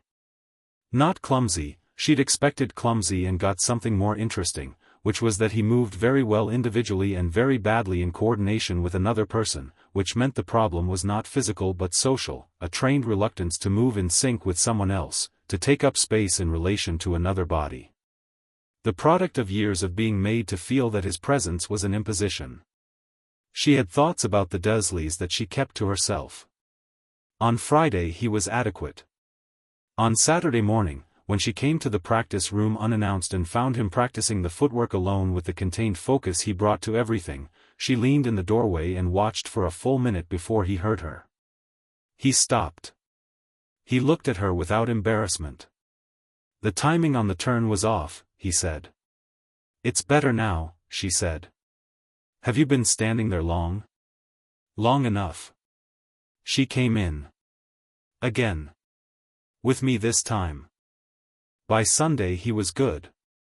Not perfect, not polished, but genuinely good in the way of someone who had stopped fighting the coordination and simply allowed it. She found the dancing easier than she'd expected to find it, which she would have found more surprising if she hadn't already been forced to acknowledge that being physically near Harry Potter and allowing it was significantly easier than any of the alternative emotional configurations she'd tried. The day of the ball he came to collect her from the Beauxbatons corridor wearing dress robes in deep green that Hermione had apparently selected on his behalf and which were almost exactly the right color, and she came to the door in silver robes that had been her grandmother's and which fit like they'd been made for her because they had been made for someone with her grandmother's measurements and her grandmother had been full Veela. He looked at her. She looked at him.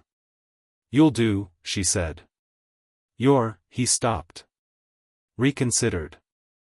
"You look exactly like yourself," he said. "Only more." She laughed, a real one, unguarded, and took his arm.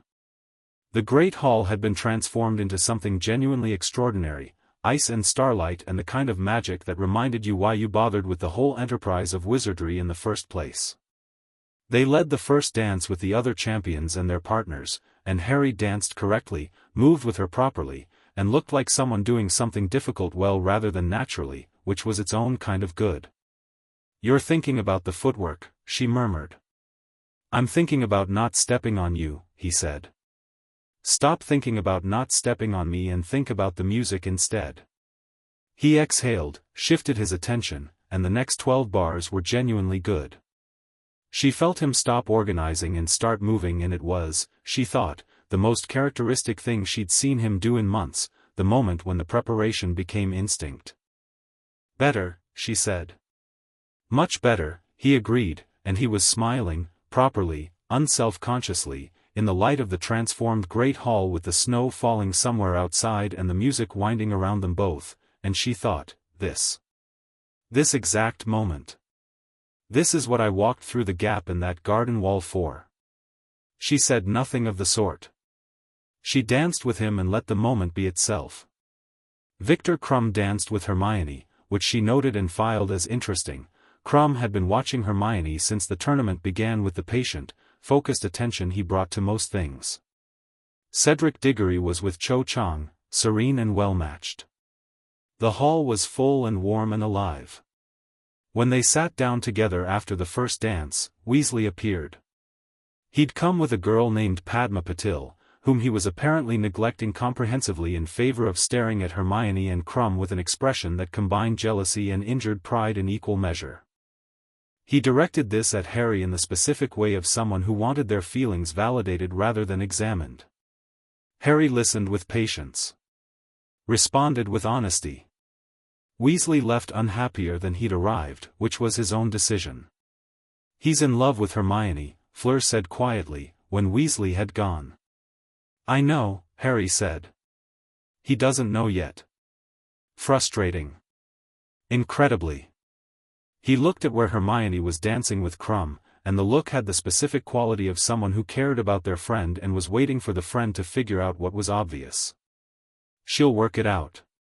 She works everything out eventually. She's very impressive," Fleur said, genuinely. "The most impressive person I know," Harry said, without hesitation, and then amended, "different category than you." He paused, and the pause had the quality of him choosing between true things.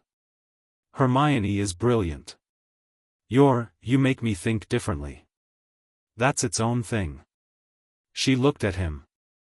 The candlelight was doing something favorable to his face, to the green of his eyes and the line of his jaw, and she thought, 14. He is 14. Which was a true thing and an important thing and also a thing that was complicated by the fact that he was not 14 the way most 14-year-olds were 14.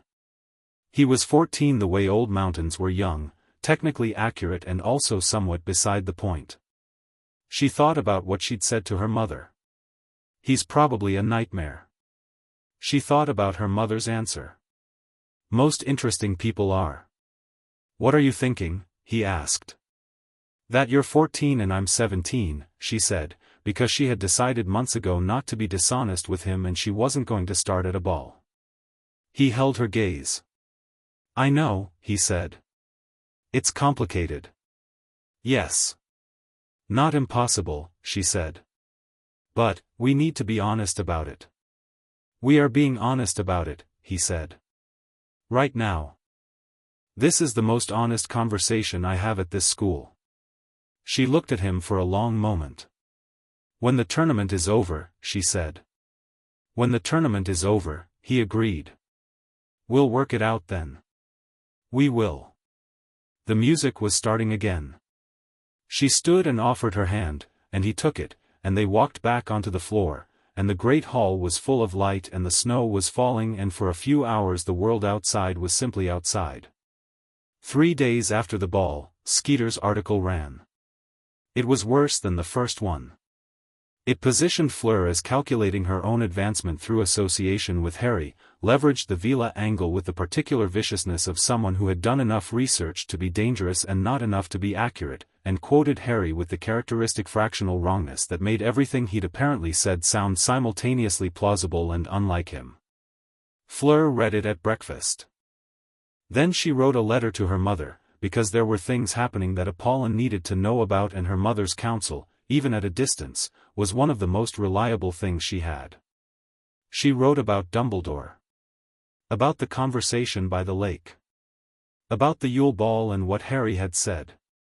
About the tournament and its stakes and the unnamed shape of the thing that someone had put Harry into it for. She wrote honestly, the way she'd always written to her mother, and she sealed the letter and sent it before she could qualify any of it. The reply came 2 days later. You already know what to do, Apollon had written, in her clear, unhurried hand. You've known since you were 8 years old. The question was never whether. The question is how you carry it without losing yourself, and from your letter I can see that you haven't. You're still entirely yourself, which is the only thing that matters. Be careful with Dumbledore. He is a great man and a managing one, and those are not always in conflict, but they are always worth noticing. And Fleur, the 3 years don't disappear. But they don't decide anything either. You do. She read it twice. Folded it carefully. Put it in her trunk. That evening she went to the practice room. Harry was already there, working on something wandless, a small exercise, controlled, the kind of thing you did to keep a skill sharp, and he looked up when she came in with the same direct attention he always gave her. Skeeter's article, she said. Saw it. Your quote was wrong. They always are. He watched her sit down.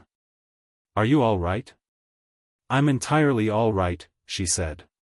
She has no idea what I actually am, which is her limitation rather than mine. He smiled. Good. She looked at him. Harry, she said. Tell me something true. He was quiet for a moment, thinking. This was something they developed over weeks of evenings in the practice room, the habit of honesty, the practice of saying things directly that most people said sideways or not at all.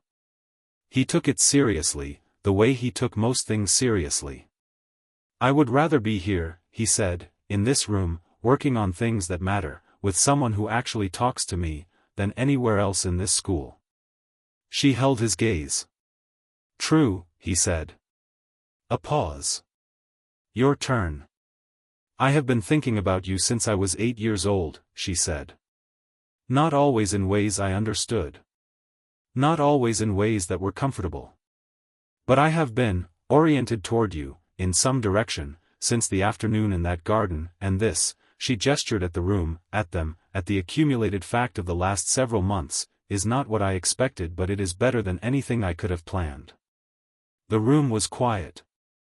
He looked at her with the open, involuntary expression that she had stopped filing away and started simply receiving. Oriented toward, he said. It's the accurate word.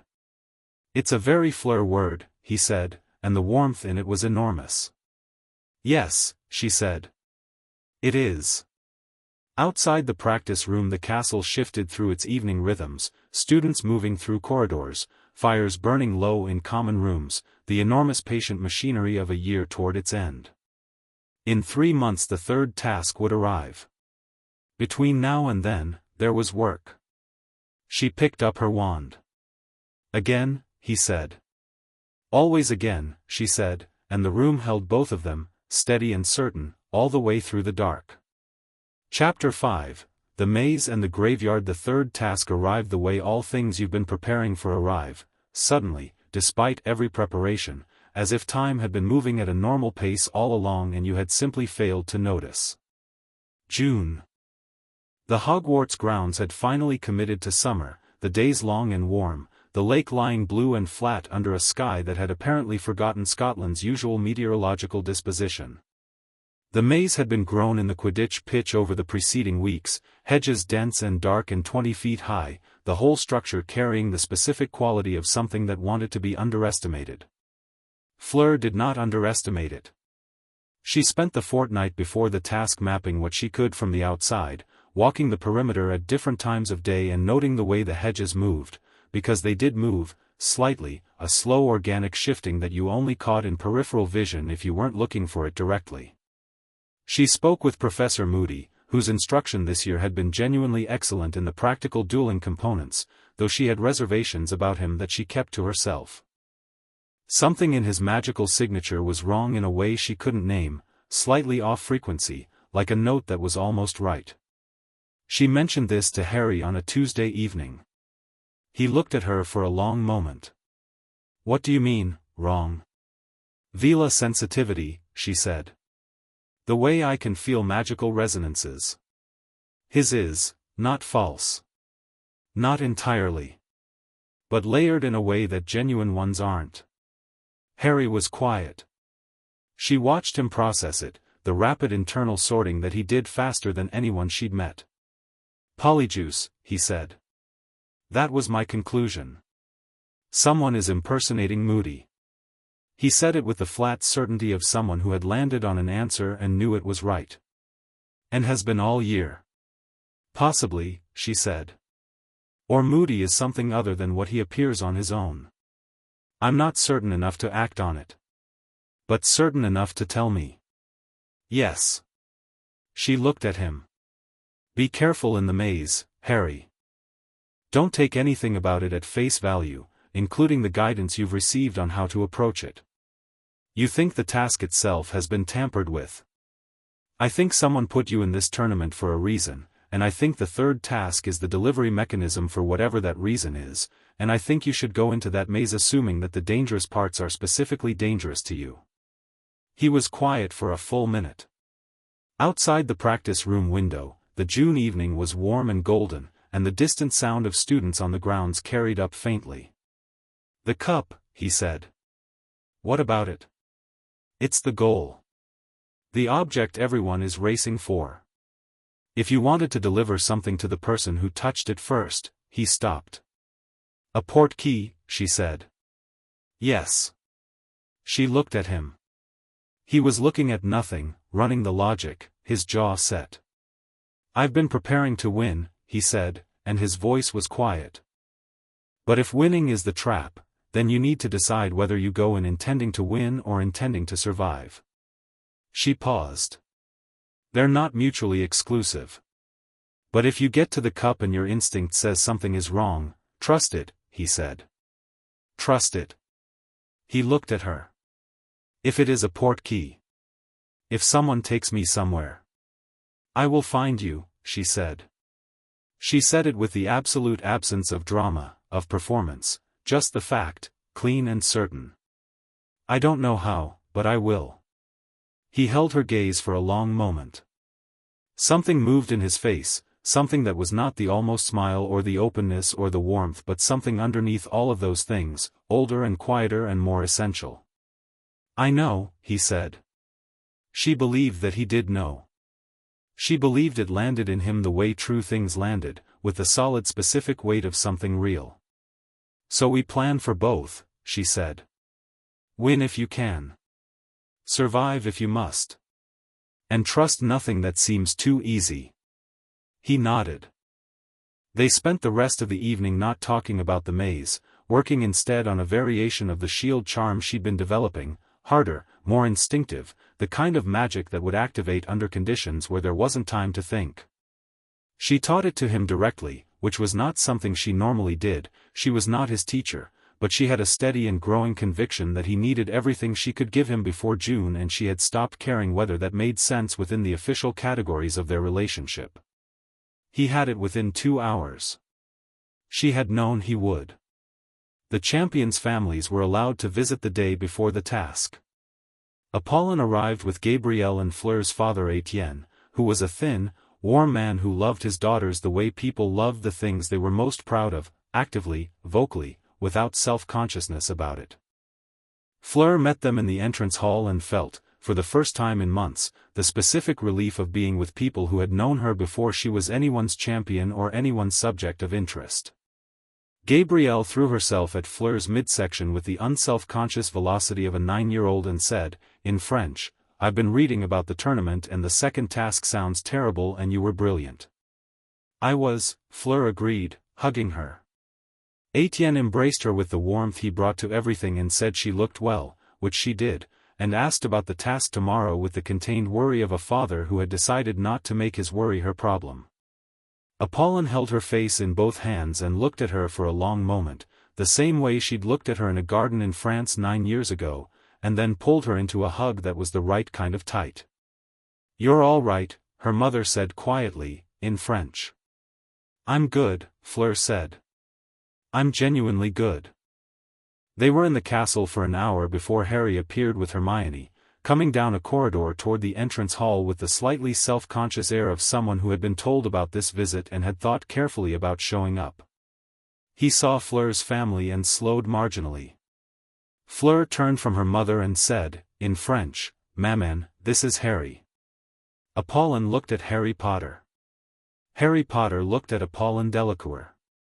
There was a moment that Fleur observed with the attention she gave to significant things, her mother's expression moving through something complex and arriving at warm, genuine welcome, the particular quality of a woman recognizing the boy she'd heard about for 9 years. "Monsieur Potter," Apollon said, in English, extending her hand. He shook it. "Mrs. Delacour." His French pronunciation was still correct.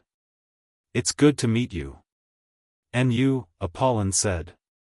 She was looking at him with the Veela perception that Fleur shared, assessing the resonance, and whatever she found was making her expression settle into something that was not surprise so much as confirmation. "Fleur speaks well of you." "She's taught me a great deal this year," he said, which was true and which was also not quite what Apollon had said, and Apollon smiled at the sideways honesty of it. Gabrielle appeared at Fleur's elbow and stared at Harry with the frank curiosity of 9 years old. "You're the one who pulled me out of the lake," she said. "You and Hermione both," Harry said, and Hermione, beside him, waved slightly. "This is Hermione Granger." Gabrielle switched her stare to Hermione, decided something favorable, and said, "Your hair is very big." "Thank you," Hermione said, with the tone of someone who had made peace with this. Fleur caught her mother's eye over the small chaos of Gabrielle interrogating Hermione about whether she was smarter than everyone else at Hogwarts. Apollon's expression said several things that a conversation couldn't say in a corridor, things about 9 years and garden walls and the weight of something that had finally arrived at itself. Fleur looked at Harry, who was watching Gabrielle with a quality of expression she didn't see from him often, something uncomplicated and warm, the look of someone who had very little experience with family as a warm thing and was encountering it unexpectedly. She thought about the boy in the grass outside the party he hadn't been invited to. She thought about the clothes that weren't his. She thought, "You deserve this. You deserve all of this." She said nothing of the sort. She introduced her father, who shook Harry's hand with elaborate enthusiasm and said something in French about the second task that made Harry look to Fleur for translation, and Fleur edited slightly before delivering it, because her father's exact phrasing had been more effusive than the situation required. They walked the grounds together for an hour, the 6 of them, in the long June evening. Etienne asked Harry about Quidditch with genuine interest. Apollon talked with Hermione about academic subjects with the focused pleasure of 2 intellectuals who had found each other. Gabrielle walked between Fleur and Harry and asked questions with the unpredictable precision of small children. What was the worst thing about the maze? What was Harry's favorite spell? Had they kissed yet? "Gabrielle," Fleur said. "What?" "I'm curious." "That's not a question for this conversation." Gabrielle looked between them with the absolute transparency of a 9-year-old and said, "I think they haven't yet," apparently to herself, and then went to show Harry a beetle she'd found in the grass.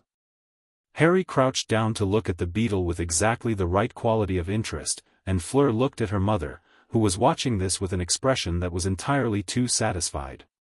"Don't," Fleur said. "I haven't said anything," Apollon said serenely. "You don't have to." Apollon looped her arm through Fleur's. "He's good," she said quietly, in French. The recognition was right. "I know," Fleur said.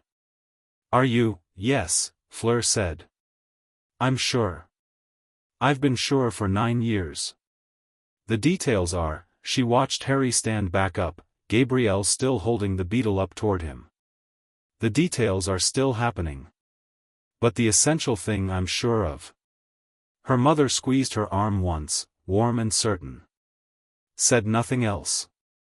The night before the task, Fleur couldn't sleep. This was unusual. She normally slept well before important things. She had trained herself to, understanding that sleep was preparation and preparation was the job. But she lay in the dark of the Beauxbatons sleeping quarters and felt the familiar hum of the compass, steady and north, and for the first time since the tournament began she felt something she was willing to name as fear. Not of the maze. She had prepared for the maze. Fear of the specific shape of what she'd told Harry 3 weeks ago: if something goes wrong, if someone takes you somewhere, I will find you, and the question underneath it of whether that was a promise she could keep. She thought about Dumbledore. About the calculation behind the warmth. About a tournament that someone had rigged to get Harry to a specific destination, and the destination wasn't the cup, it was whatever came after. She thought about Harry saying the cup might be a portkey. She thought about where a portkey might take someone, in a tournament that had been engineered by someone who wanted Harry Potter somewhere specific for reasons that were not good. She got up at 3 in the morning and sat by the window and wrote down everything she knew and everything she suspected and the logical connections between them, the way she worked through problems, on paper, explicitly, because the act of writing made the thinking visible and visible thinking could be checked. By 4 in the morning she had a coherent picture that she didn't like at all. She went back to bed and didn't sleep. The task began at dusk. The families were in the stands. Fleur could see Apollon's silver-blonde head near the front, Gabrielle beside her, her father's thin warm presence. She fixed them in her memory and then looked at the maze and thought about what she knew and what she intended to do with it. Champions entered in order of tournament standing. Diggory first, then Fleur and Harry together in second place, then Crumb. She stood beside Harry at the entrance to the maze.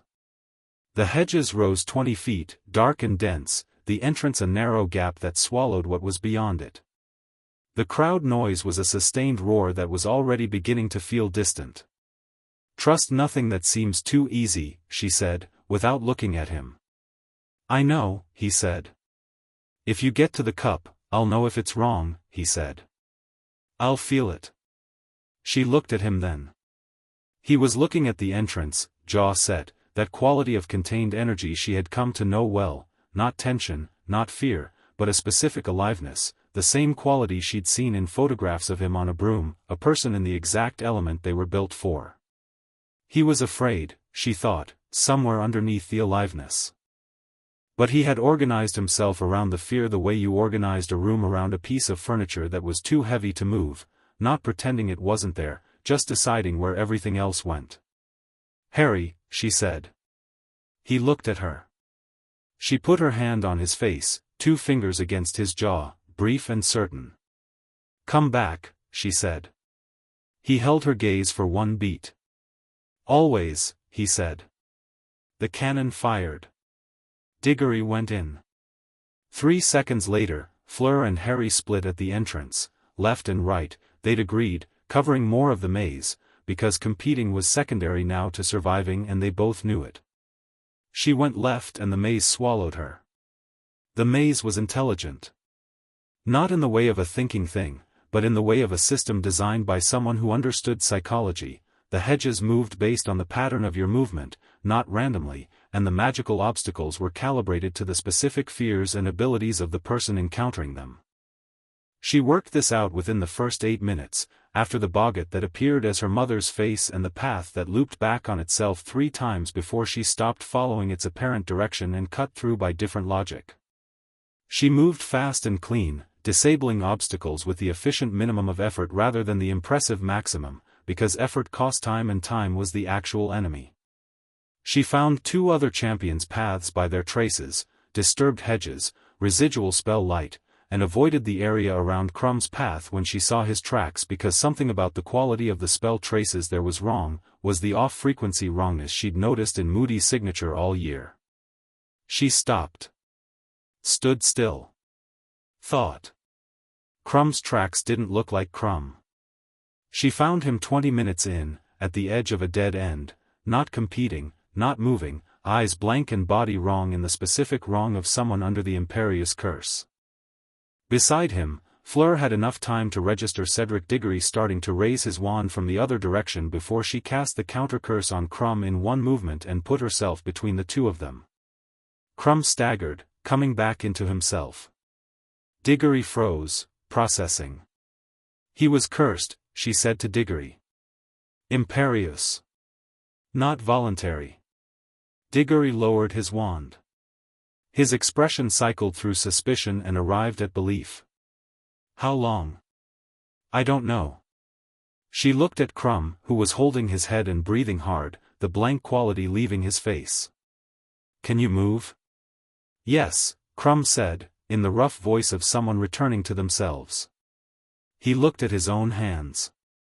We don't know yet, Fleur said.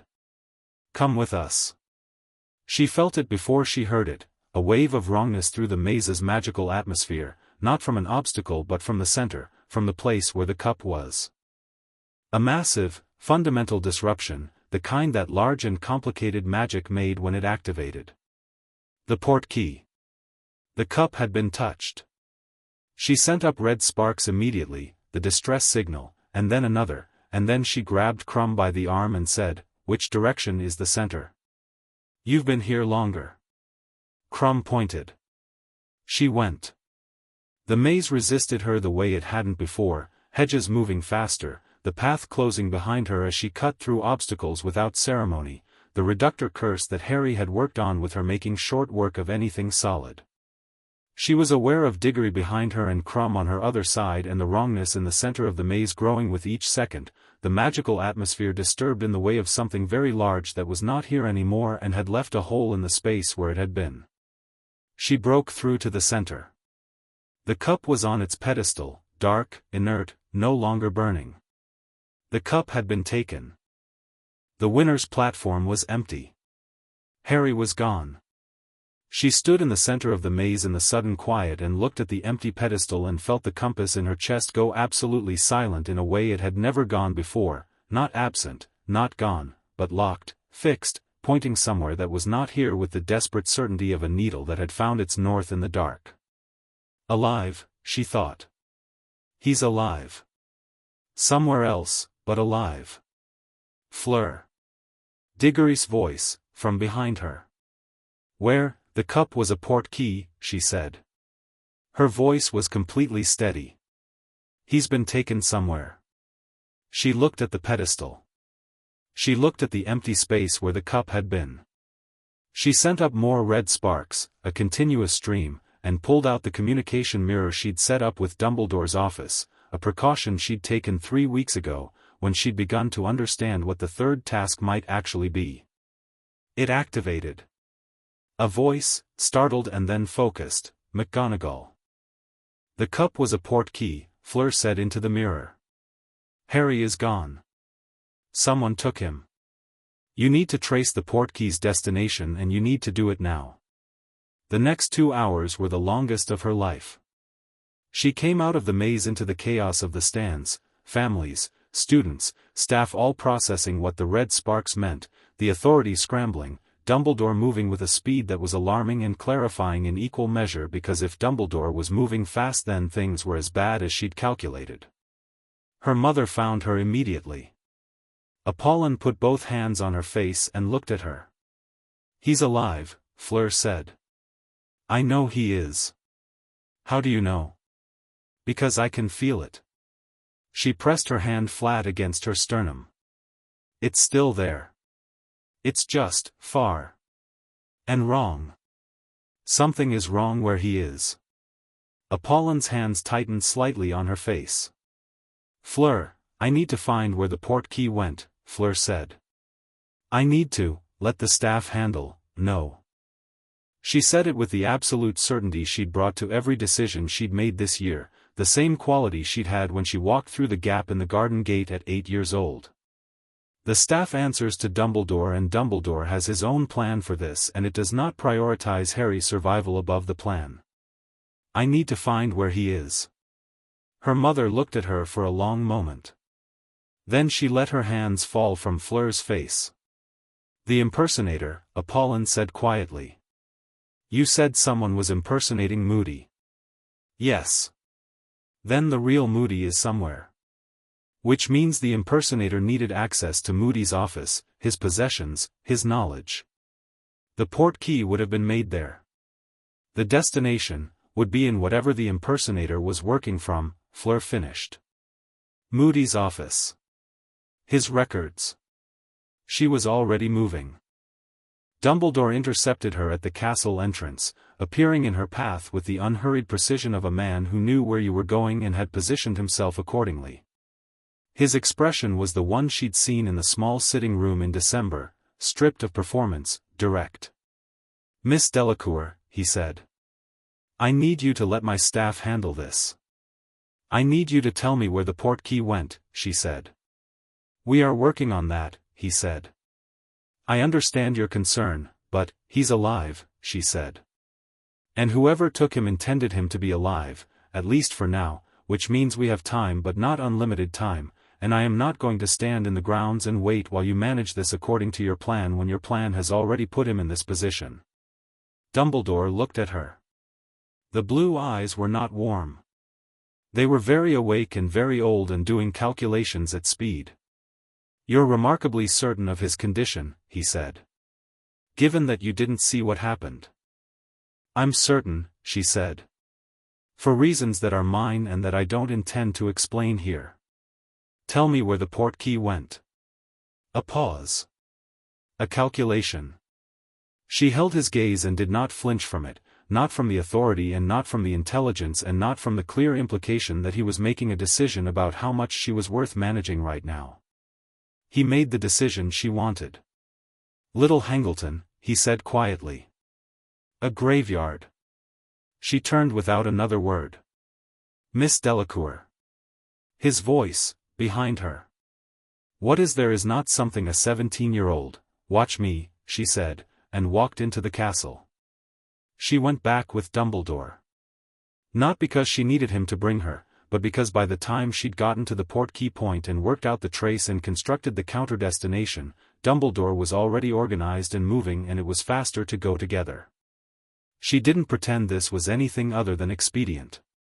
He didn't pretend to have invited her.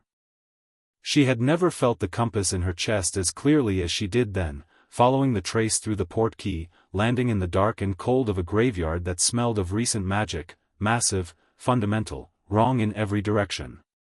She landed on her feet and was moving before she'd fully oriented because the compass was screaming north and north was about 200 yards ahead. She heard it before she saw it. The sound was, she had no good word for it. Large. The sound of very old, very dark magic completing something it had been building toward for a long time, the final note of a chord that had been years in the making. She came through the headstones at a run and found Harry. He was tied to a gravestone, bleeding from his arm, standing upright with the rope still loosening, and in front of him was Voldemort. She registered the Dark Lord with the same automatic assessment she gave everything, tall, thin, something that had been human recently and was now something else, a presence like a cold wind with the quality of intelligence and patience and genuine danger. He had not noticed her arrival.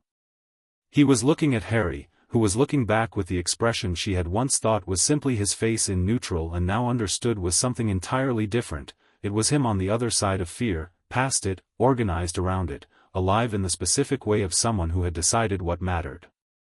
The Death Eaters in the circle had noticed her. There were about 15 of them. Several began to raise their wands. She was already casting.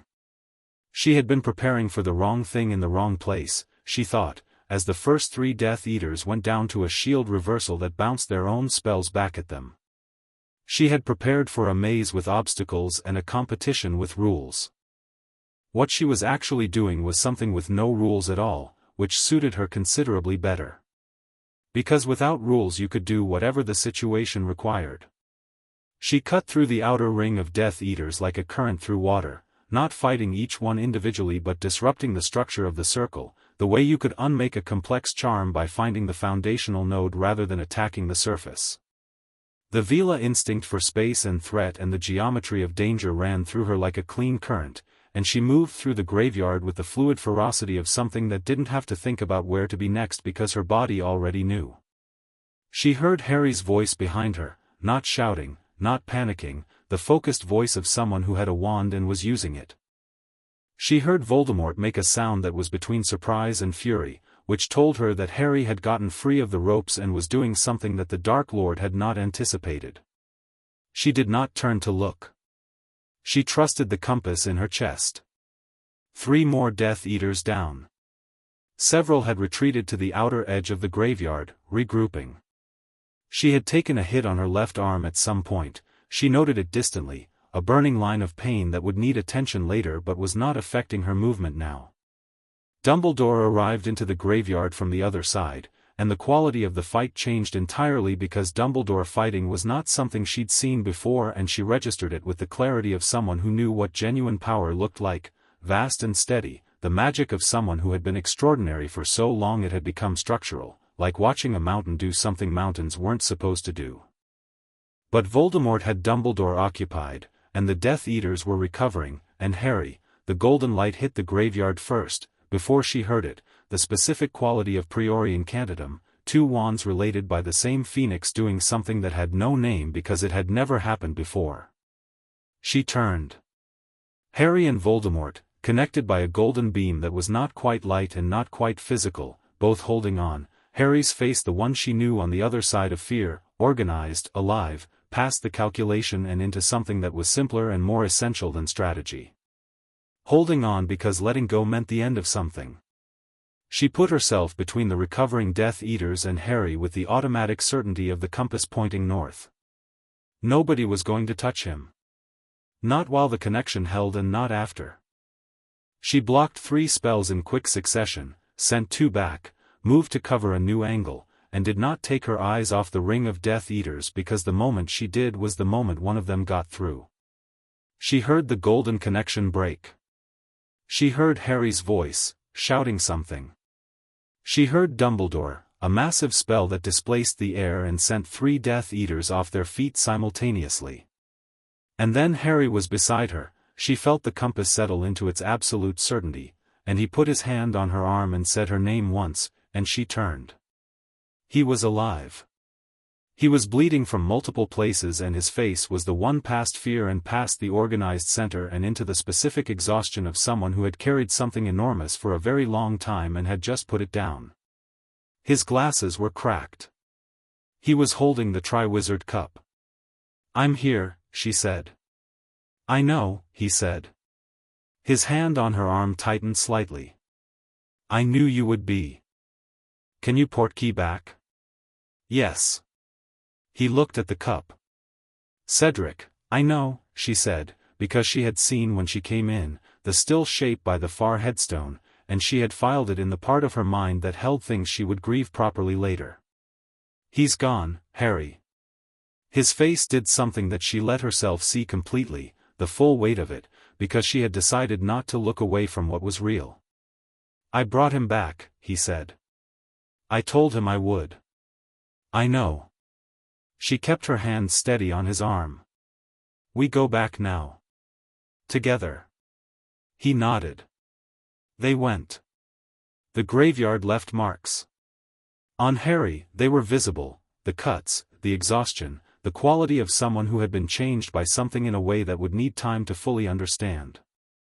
He sat in the hospital wing with Madame Pomfrey moving around him and Dumbledore at the door with the expression of a man who had been shaken from his calculations by something that hadn't fit them, and Hermione beside the bed gripping Harry's hand with the fierce loyalty of someone who would not move for anyone.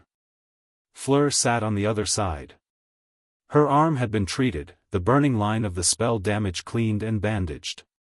She had said very little since they came back through the port key, partly because the hospital wing was not a place for most of what she needed to say and partly because Harry needed quiet and she had learned to read what he needed with the same accuracy she brought to everything.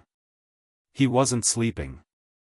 He was lying back against the pillows with his eyes open, looking at the ceiling, and she recognized it as the thing he did when he was processing, the internal sorting, the filing, the building of a new understanding from the materials of something that had just happened. Hermione had fallen asleep in her chair an hour in. Fleur remained awake. Toward midnight, Harry turned his head to look at her. "The Veela recognition," he said quietly. "Not a question." She held his gaze. "Yes. Since you were 8. Since the garden in France." She kept her voice even.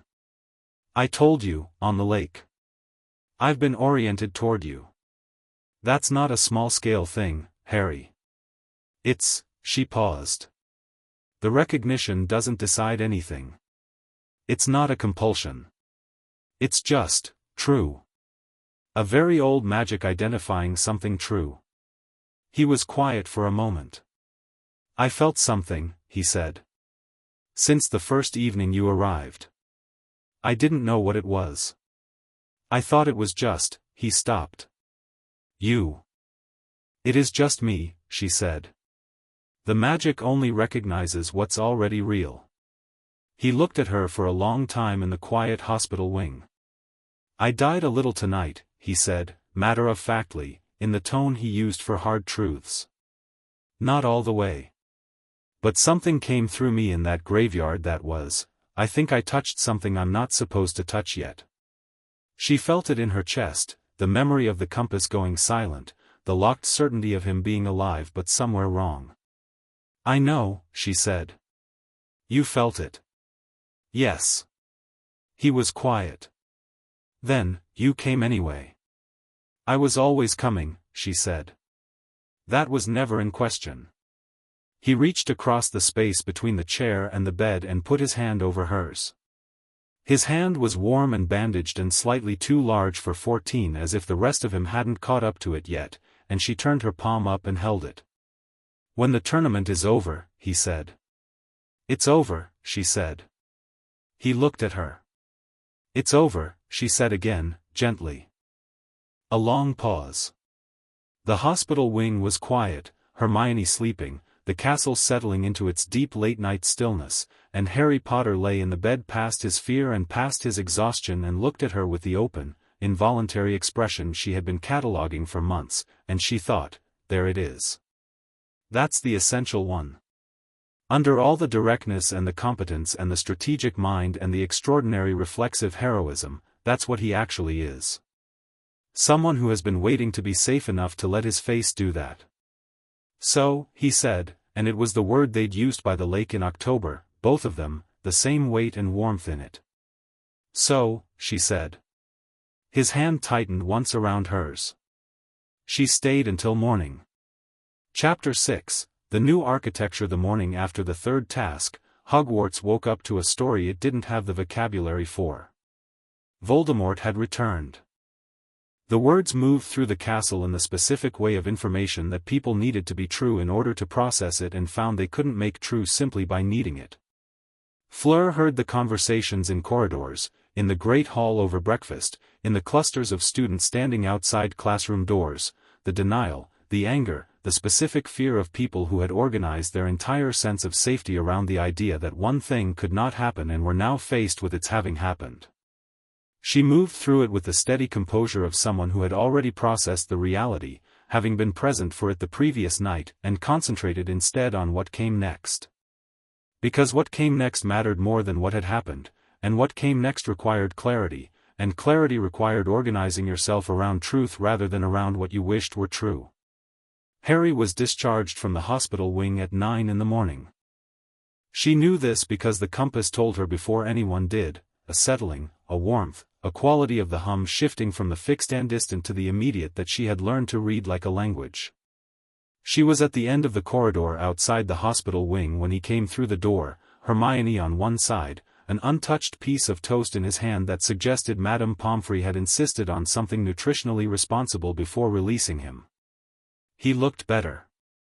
Not restored, there was a quality to him that was going to take longer than one night to address, something that lived in the set of his jaw and the particular stillness of him, but functional, grounded, himself.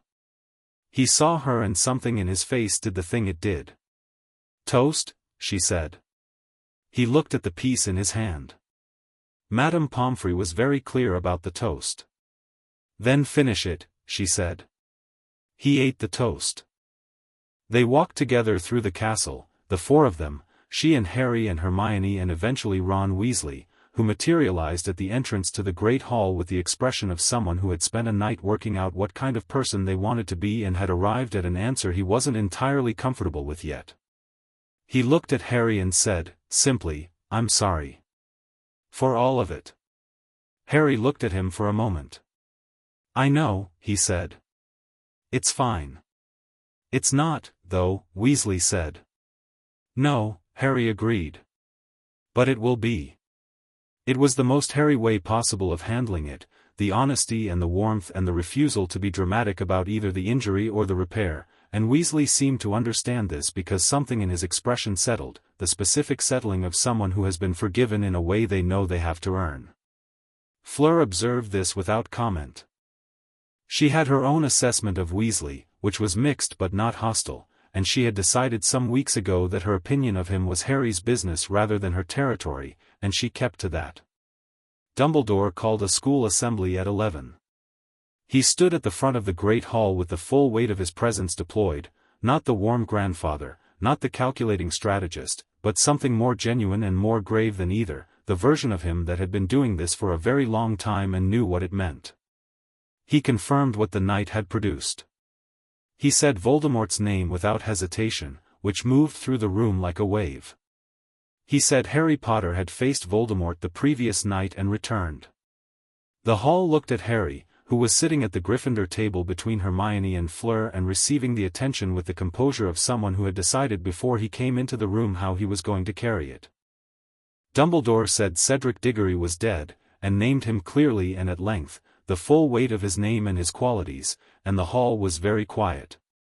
Cho Chang, 2 rows back in the Ravenclaw section, was crying without sound, and Fleur looked at her for a moment and felt the weight of the night before from a different angle.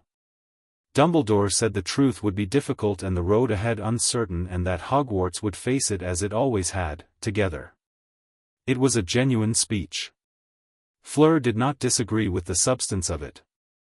She simply observed that it contained no acknowledgement of the mechanisms by which a 14-year-old had ended up in a graveyard in the first place, and no commitment to changing those mechanisms, and the absence of those things was not an accident. She noted it. Harry was watching Dumbledore during the speech with an expression she'd seen a handful of times before, the one where he was receiving information and organizing it not by surface meaning but by what the information implied, what its gaps revealed, what the shape of it said about the person delivering it. He was doing that now, quietly, at the Gryffindor table in the morning light, and Fleur thought, there it is. There's the version of him that isn't going to be manageable anymore. She found this deeply satisfying. 2 days later, Fleur received a letter from the French ministry. It was formal, official, bearing 3 separate seals and written in the specific register of bureaucratic French that she had spent her entire education learning to decode. The substance of it, stripped of ceremony, was this: the French Ministry of Magic acknowledged the extraordinary performance of Beauxbatons champion Fleur Delacour in the Triwizard Tournament, and further acknowledged her actions in the events of June 15 which had materially contributed to the safety of not only the Hogwarts champion but to the broader containment of what the letter carefully referred to as the significant magical event of that evening. They wanted to offer her a junior position in the Department of International Magical Cooperation. Prestigious. Well compensated. A beginning of a ministry career that would, the letter implied, proceed with considerable momentum given her profile. She read it twice. Then she wrote back that she was honored and that she would consider it, which was true, and set the letter aside. She went to find Harry. He was where she'd expected him to be, not in the library, not in the common room, but outside, by the lake, in the specific spot they had made their own over the course of the year.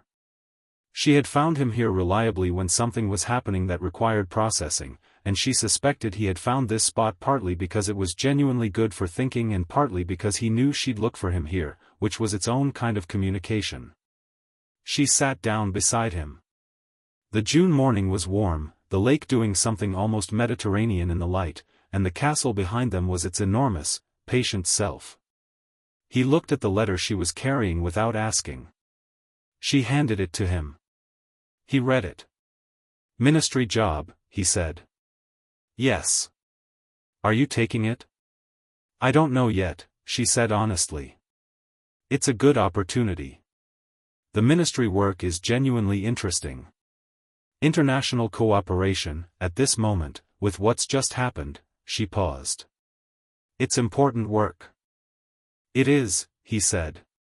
He handed the letter back. His voice was carefully neutral, which with Harry meant he had feelings about it that he was making sure she understood he wasn't going to impose. She looked at him. "Say what you're actually thinking." He was quiet for a moment. "Then, I want you to take the thing that's best for you. Not the thing that keeps you near me." He was looking at the lake. "Those might be the same thing." "They might not be. You're not going to tell me what you want?" "I want you to be honest about what you want without factoring me in," he said. "Then I'll tell you what I want." She looked at him for a moment. Then she folded the letter and put it in her pocket. "What I want," she said, "is to be doing something that matters with someone who actually sees me, in a world that is about to require everyone capable of making a difference to be making a difference." She paused. "Those are the parameters." "Okay," he said. "The ministry job fits several of them but not all. What's missing?" She looked at him sideways. He looked back, steady and green-eyed and completely direct. "The last one," she said. He held her gaze for a long moment. Then, "I see you," he said. It was simple and complete and had the quality of the truest things, not the ones you practiced saying but the ones that were simply true when you opened your mouth. She felt the compass in her chest do something that she was not going to describe in clinical terms because it didn't deserve clinical terms. It deserved exactly what it was, which was enormous and real and 9 years old and also brand new. "I know you do," she said. "So," he said. "So," she said. The lake was warm and flat and the castle was patient behind them, and Fleur Delacour looked at Harry Potter in the June morning light and thought about an 8-year-old girl walking through a gap in a garden gate toward a boy reading a dragon book in the grass, and the burning that had started then and had never, not for a single day, gone quiet. She leaned forward and kissed him, brief and certain, the way she did everything, fully, without hesitation, the decision made before the action and the action clean and true. He kissed her back. When she sat back, his expression was the open one, the essential one, the face under all the competence and the strategy and the extraordinary reflexive heroism, and she thought, there it is. There you are. "I'm not taking the ministry job," she said. "You should take it if it's right." "It's not right yet," she said. "Ask me again in a year." He looked at her. "What are you doing in the meantime?" "I'm going to be here," she said. "In Britain. Doing something useful." She paused. "I'm going to be where things are happening. Things are going to get considerably worse before they get better," he said. "I know. I mean specifically dangerous." "Harry," she said, with the tone she used when he was explaining something she'd already accounted for. "I was in a graveyard 2 nights ago. I'm aware of the threat profile." He almost laughed. "The real one." "Right. And I have better things to do with my time than sit in an office in Paris and be impressive at meetings while you're here doing whatever it is you're apparently destined to do." He looked at her for a moment. You know about the prophecy? No, she said. Tell me. He told her. He told her the full weight of it, the prophecy that Dumbledore had shared with him the previous night, sitting in the office that smelled of old paper and the specific quality of a man arranging the world's last significant pieces, the prophecy that had been the map of his entire life without his knowledge. Neither can live while the other survives. The boy born as the 7th month dies. She listened to all of it without interruption. When he finished, the lake was still and the morning was warm and the weight of what he'd said was an enormous thing sitting between them in the air. How long have you known? She asked. Since last night, he said. And before that? Without knowing it explicitly. He looked at her. I've always known something, he said. That there was a shape to it. That it ended one way or another, with one of us gone. He was matter-of-fact about it, which was the thing that hit her hardest, the clean unflinching way he looked at something that would have broken most people. I just didn't know the exact words. She looked at him for a long moment. She thought about what Dumbledore had said to her in the small sitting room. There will be moments when his path requires things of him that will be very difficult to witness. She thought about the calculation behind the warmth, about what it meant to know about the prophecy and to have been managing Harry's relationships, his awareness, his sense of his own future, with full knowledge of what that future contained. She felt a specific, cold anger that she acknowledged and then set aside, because it was not the most useful thing right now and she had limited patience for feelings that didn't serve the situation. Does Hermione know? She asked. Not yet. Tonight. Weasley? Tonight. She nodded. And then? And then we start actually preparing, he said. There was something in his voice that was new, not different from him, but a version of him she hadn't heard before, the version that had processed the night in the graveyard and the knowledge of the prophecy and had organized itself around the truth of both. Not for a tournament. Not for a school year. For the actual thing. I want to be part of that, she said. He looked at her. You're going to end up doing things that, Harry. She held his gaze. I know what I'm asking to be part of. I'm not asking because I don't understand the cost. I'm asking because I do. She paused. And because you need people around you who aren't managed by Dumbledore. Something moved across his face at that, recognition, and something that might have been relief, the specific relief of being seen clearly rather than carefully. Hermione and Ron aren't managed by him, he said. No. But they also can't fully see the shape of what he does because they're too close to it. They trust him. She paused. I think he should be trusted in some things. I think he should be questioned in others. And I think you need someone who can hold both of those at once without it feeling like a betrayal. He was quiet for a long moment.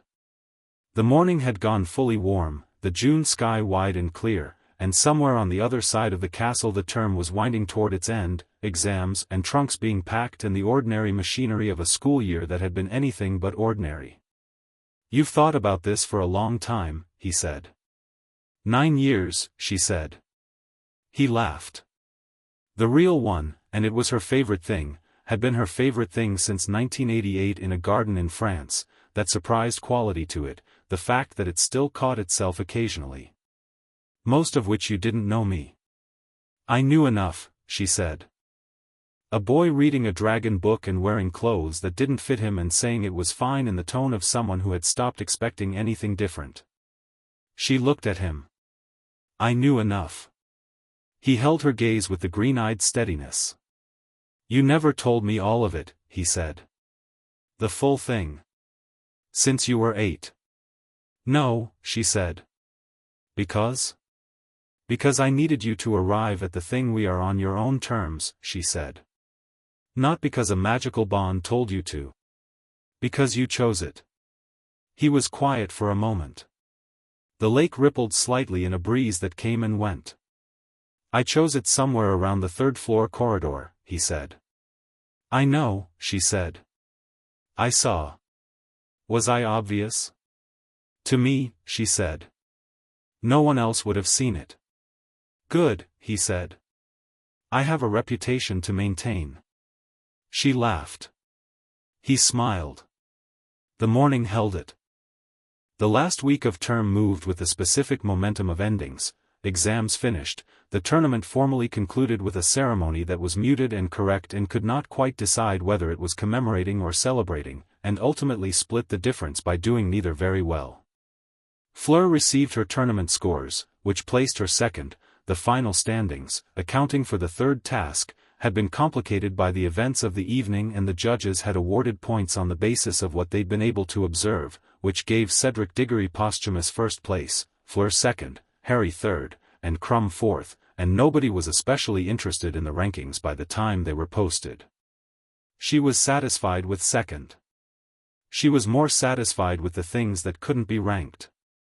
3 days before the Beauxbatons delegation was due to depart, Dumbledore asked to see her. She went. She sat in the office that smelled of old paper and the quiet weight of accumulated knowledge, across from the most powerful wizard of the age, and she waited with the patience she developed over a year of being at Hogwarts and the patience she developed over a life of being herself, which was a different kind. I owe you an apology, Dumbledore said. She hadn't expected that. She kept her expression still and let him continue. I attempted to manage your relationship with Harry, he said, directly. No grandfatherly warmth, no half-moon spectacle performance, just the stripped-down version she'd glimpsed before, the one that was simply honest. I was motivated by genuine concern for him. But I was also motivated by a desire to control the variables in a situation where I had been controlling variables for a very long time. He paused. You were not a variable I had accounted for. No, she said. I wasn't. You were also correct, he said. In the graveyard. When you came without being asked and without permission and changed the outcome of something I had not fully prepared for. He looked at her over the spectacles with the very awake blue eyes. I had a plan for that night. It was a good plan. It was not the plan that served Harry best. She looked at him for a moment. What was your plan? He was quiet for a moment. To let events progress, he said, and the honesty of it was harder than anything comfortable he'd said all year. Voldemort's return needed to be confirmed. The manner of it, the ritual, the graveyard, would provide information about his current state, his capabilities, his alliances. Harry's survival was, he stopped. Was assumed, she said. Was essential, he said. But assumed. Yes. She sat with this. It confirmed what she'd suspected, what she'd built from the evidence of the year, and confirming it was both simpler and heavier than the suspicion had been. He doesn't know this, she said. No. He needs to know it. Dumbledore looked at her. Something passed across his face, complex and old and not easily categorized. He needs to know a great many things, he said quietly. I have been, he stopped. I have managed the rate of his knowledge carefully and not always in his best interests. Tell him, she said. Not now, not all at once, but begin. She held his gaze. He can carry the truth. He has always been able to carry truth. What he can't carry as effectively is the weight of decisions being made for him that he doesn't know about. Dumbledore looked at her for a long time. The office was very quiet, the portraits of previous headmasters apparently absorbed in their painted worlds, the various silver instruments on their shelves doing their quiet purposeful things. How old are you? He said, and it wasn't rhetorical, it wasn't dismissive, it was the genuine question of someone reassessing what they'd assumed. 17, she said. You've been thinking about this for longer than that, he said. Since I was 8, she said. Though I didn't always know what I was thinking about. He nodded slowly. I will be honest with him, he said. More honest than I have been. A pause. I can't promise everything, and immediately. Some things need the right moment. That's fair, she said.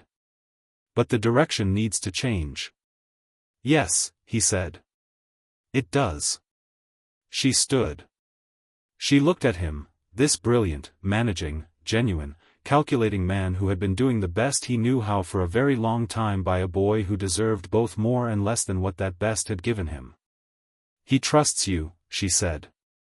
Whatever else is true, whatever I think about the calculations, he genuinely trusts you. Don't waste that. Dumbledore looked at her with something she thought, for the first time, might be the closest thing he had to humility. No, he said quietly. I don't intend to. The morning of departure she found Harry at the carriages. The Beauxbatons horses were assembled, the powder blue carriages packed, the delegation gathering with the specific energy of people going home, relief and nostalgia in equal measure, the particular feeling of a year that had been enormous and was now behind you. Harry came through the castle doors and crossed the ground with the directness she'd catalogued since October, the unhurried walk of someone who didn't perform urgency and didn't need to. He stopped in front of her. You're leaving, he said. I'm going home, she said. For the summer. I'll be back. To Britain? To Britain, she confirmed. He looked at her. Something in the morning light caught the scar at his hairline, pale and curved, the mark that had started all of this, or had been the thing she'd recognized as part of him, which was different from it starting anything. It had been him since before the scar. The scar was just the detail that had made him findable. I want to tell you something, he said. Tell me. I know what the Veela recognition is, he said. I read about it. After you told me. He said it with the characteristic directness, no apology for having researched it, no embarrassment about what he'd found. The magic that identifies someone as significant. Real. Yes, she said. And I know it's yours, he said. That it's in your blood and it identified me, and that I didn't feel a corresponding thing because I'm not Veela. Correct. But I want to tell you, he paused, and the pause had the quality she'd learned to read as him choosing between true things, selecting the most essential one. Whatever I felt in that corridor in October. Whatever it was that made me come back to the practice room, and sit by the lake, and, he stopped. That wasn't magic. That was just me. Choosing. She held his gaze. The compass in her chest was very warm and very certain in doing nothing dramatic, which was exactly correct, because what he'd just said didn't require drama. It required exactly what it was, two people, a morning, the truth. I know, she said. That's exactly why it matters. He reached out and took her hand, and they stood in the June morning in front of the Hogwarts grounds with the castle behind them and the summer ahead and the long difficult road of what was coming further ahead than that, and both of them knew all three things simultaneously, and held them. Write to me, he said. Constantly, she said. You won't be able to keep up. I'll try. You'll fail. He smiled, the full one, the warm and real and unguarded one. Probably. Gabrielle appeared from somewhere near the carriage, took one look at the two of them, and said in French, I knew it, with the complete satisfaction of a 9-year-old who had been correct about something she diagnosed at the Yule Ball. Gabrielle, Fleur said.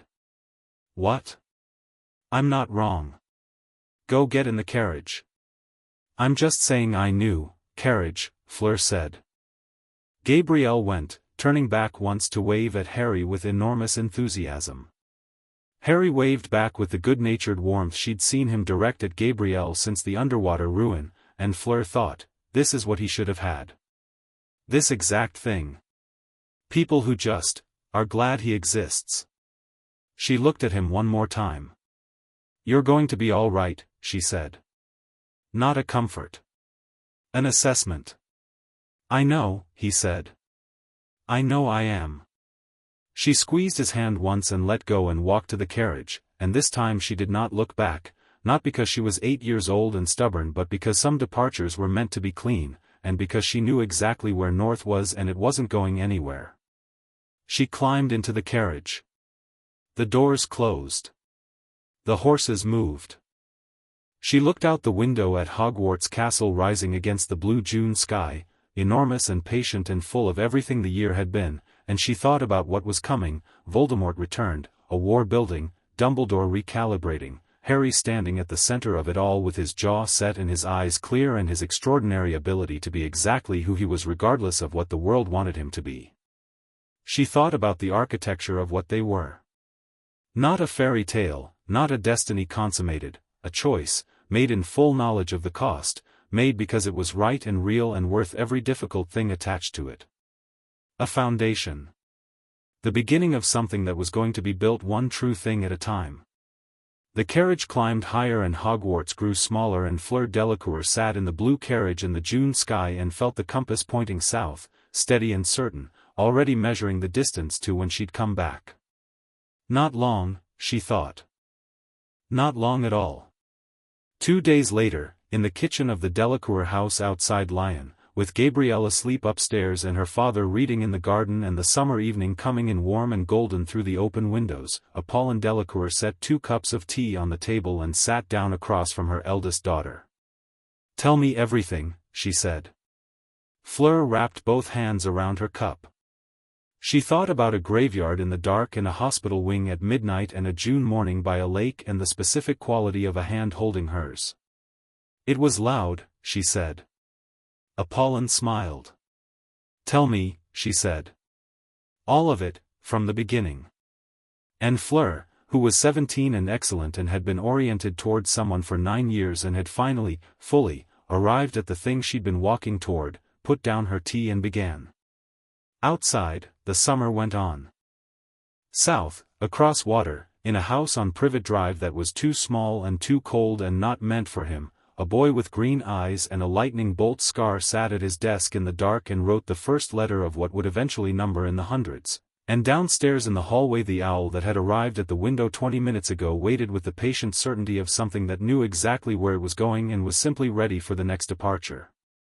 The letter began, "I thought you should know, Dumbledore talked to me today. The real kind of talk. I think you had something to do with that." And then, after a pause in the handwriting that showed in the slight variation of ink, "Thank you." And then, after another pause, shorter, "I missed the practice room." He sealed the letter. The owl went south. North, always north, the compass found its bearing in the summer dark. It was the beginning of something. That was enough.